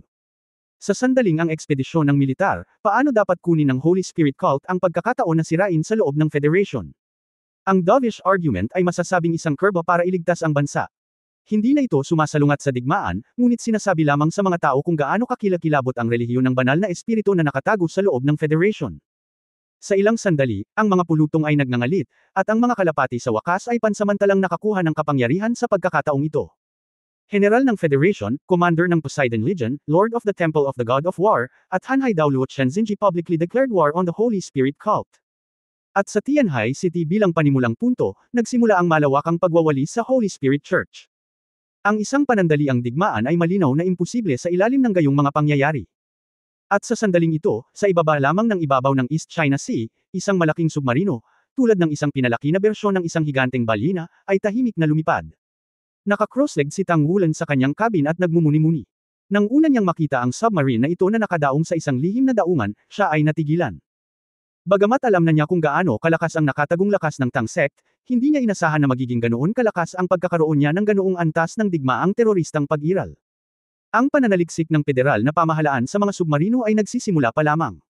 Ang Federal Fleet ay walang tunay na pagbuo ng submarino, ilang mga eksperimentong submarino lamang ang nasa serbisyo. Gayunpaman, si Tang Men ay nagtataglay ng napakalaking submarino. Ang submarino ay 360 metro ang haba at mukhang isang higanteng balyena. Ito ay 78 metro sa pinakamalawak na punto nito at 62 metro sa pinakamataas na punto nito. Sapat na humawak ng 5,000 tao na nakikipaglaban dito. May mga espesyal na mecha cabin at soul-guided shell magazine na may malinaw na pamamahagi sa rehiyon. Ayon kay Amorous Daoluo, ang Tianling submarine, na pinangalanan sa Thousand Hand Daoluo at Lingbing Daoluo, ay nagtataglay ng pinakabagong teknolohiya na hindi taglay ng Federation, at ang bilis ng nabigasyon nito ay 1 katlo na mas mabilis kaysa sa Federation submarine. Kasabay nito, ito ay mas malaki kaysa sa isang federal na submarino. Ito ay hinihimok ng pinaka-advanced na Soul Guide Array. Sa dagat, maaari itong magbigay ng sapat na kapangyarihan sa pag-navigate sa pamamagitan ng pagsipsip at pagbabago ng mga elemento ng tubig. Kailangan lamang nitong magkaroon ng 100 Spirit Master sa itaas ng Fifth Ring Urge at linisin ang pagbuo ng karumihan paminsan-minsan, at sa teoryang maaari silang maglayag magpakailanman. Nilagyan ng 36 na missile launch port, maaari nitong ilunsad ang lahat ng fixed-mounted soul-guided shell sa ibaba ng level 9. At mayroon itong soul-guided shell na partikular para sa labanan sa ilalim ng dagat. Ayon sa kasalukuyang mga kakayahan sa anti-submarino ng federal na militar, walang kinalaman dito. Maaari itong maglayag ng malayong 3 kilometro sa ilalim ng tubig. Nang makita ang submarino na ito, tunay na naunawaan ni Tang Wulan ang antas ng teknolohikal na antas ng Tang Men. Ang pagkakaroon ng naturang submarino ay ang tunay na kumpiyansa ng Tang Sect, na nagpapahintulot sa kanila na magkaroon ng kumpiyansa na pumunta kina Daoling at Xingluo. Hindi natatakot na matuklasan. Nang pumasok si Tang Wulan at ang iba pa sa submarino, pumasok sila sa isang lihim na daanan sa ilalim ng lupa. Ang submarino mismo ay nakadaong sa malalim na dagat at nakakonekta sa lupa sa ilalim ng lupa sa pamamagitan ng isang espesyal na daanan para sa muling pagdadagdag. Napakahina ng underwater detection device ng Federal Navy na hindi ito matukoy. Sa wakas ay umalis, ang Thousand Spirits ay sumisid sa malalim na dagat at unti-unting lumayo sa Daoluo Continent. Bagamat hindi ito ang unang pagkakataon na umalis si Tang Wulan sa Daoluo Continent, ang pakiramdam sa pagkakataong ito ay ganap na naiiba. Sa huling pagkakataon na pumunta ako sa Xingluo Empire, ito ay para lamang sa layunin ng isang sugo. At that time, estudyante pa lang siya, wala siyang masyadong responsibilidad, at mas involved siya. Bagamat pagkatapos makatagpo ng Dragon Valley noong panahong iyon, nanatili siya sa Xingluo Continent ng ilang taon. Ngunit mula sa kaibuturan ng kanyang puso, hindi bababa sa oras na iyon ay ganap pa rin siyang kabilang sa Daoluo Continent. At ngayon kung ano ang ginawa niya, mula sa pananaw ng Daoluo Federation, ay maaari pang ilarawan bilang isang kaaway. In a sense, nakatayo na siya sa tapat ng Federation. Bagamat malinis ang kanyang budi, paanong ang pakiramdam na ito ay katulad ng huling pagkakataon? Ang pag-agaw sa lahat ng oras upang magtanim ay ang magagawa ngayon ni Tang Wulan. Sinusubukan pa rin ni Ye Xinglan at Yuan Enyahui ang kanilang makakaya upang tulungan ang lahat na gawin ng free character battle armor, at magsikap na lumikha ng ilan pang battle armors bago sila makarating sa Daoling Empire. Ang pagharap sa madilim na kampana ay nagpatunog ng alarma para kay Tang Wulan. Sa kanilang kasalukuyang lakas, hindi pa rin nila nagawang makabawi sa mga tunay na powerhouse. For more videos, please like, share and subscribe.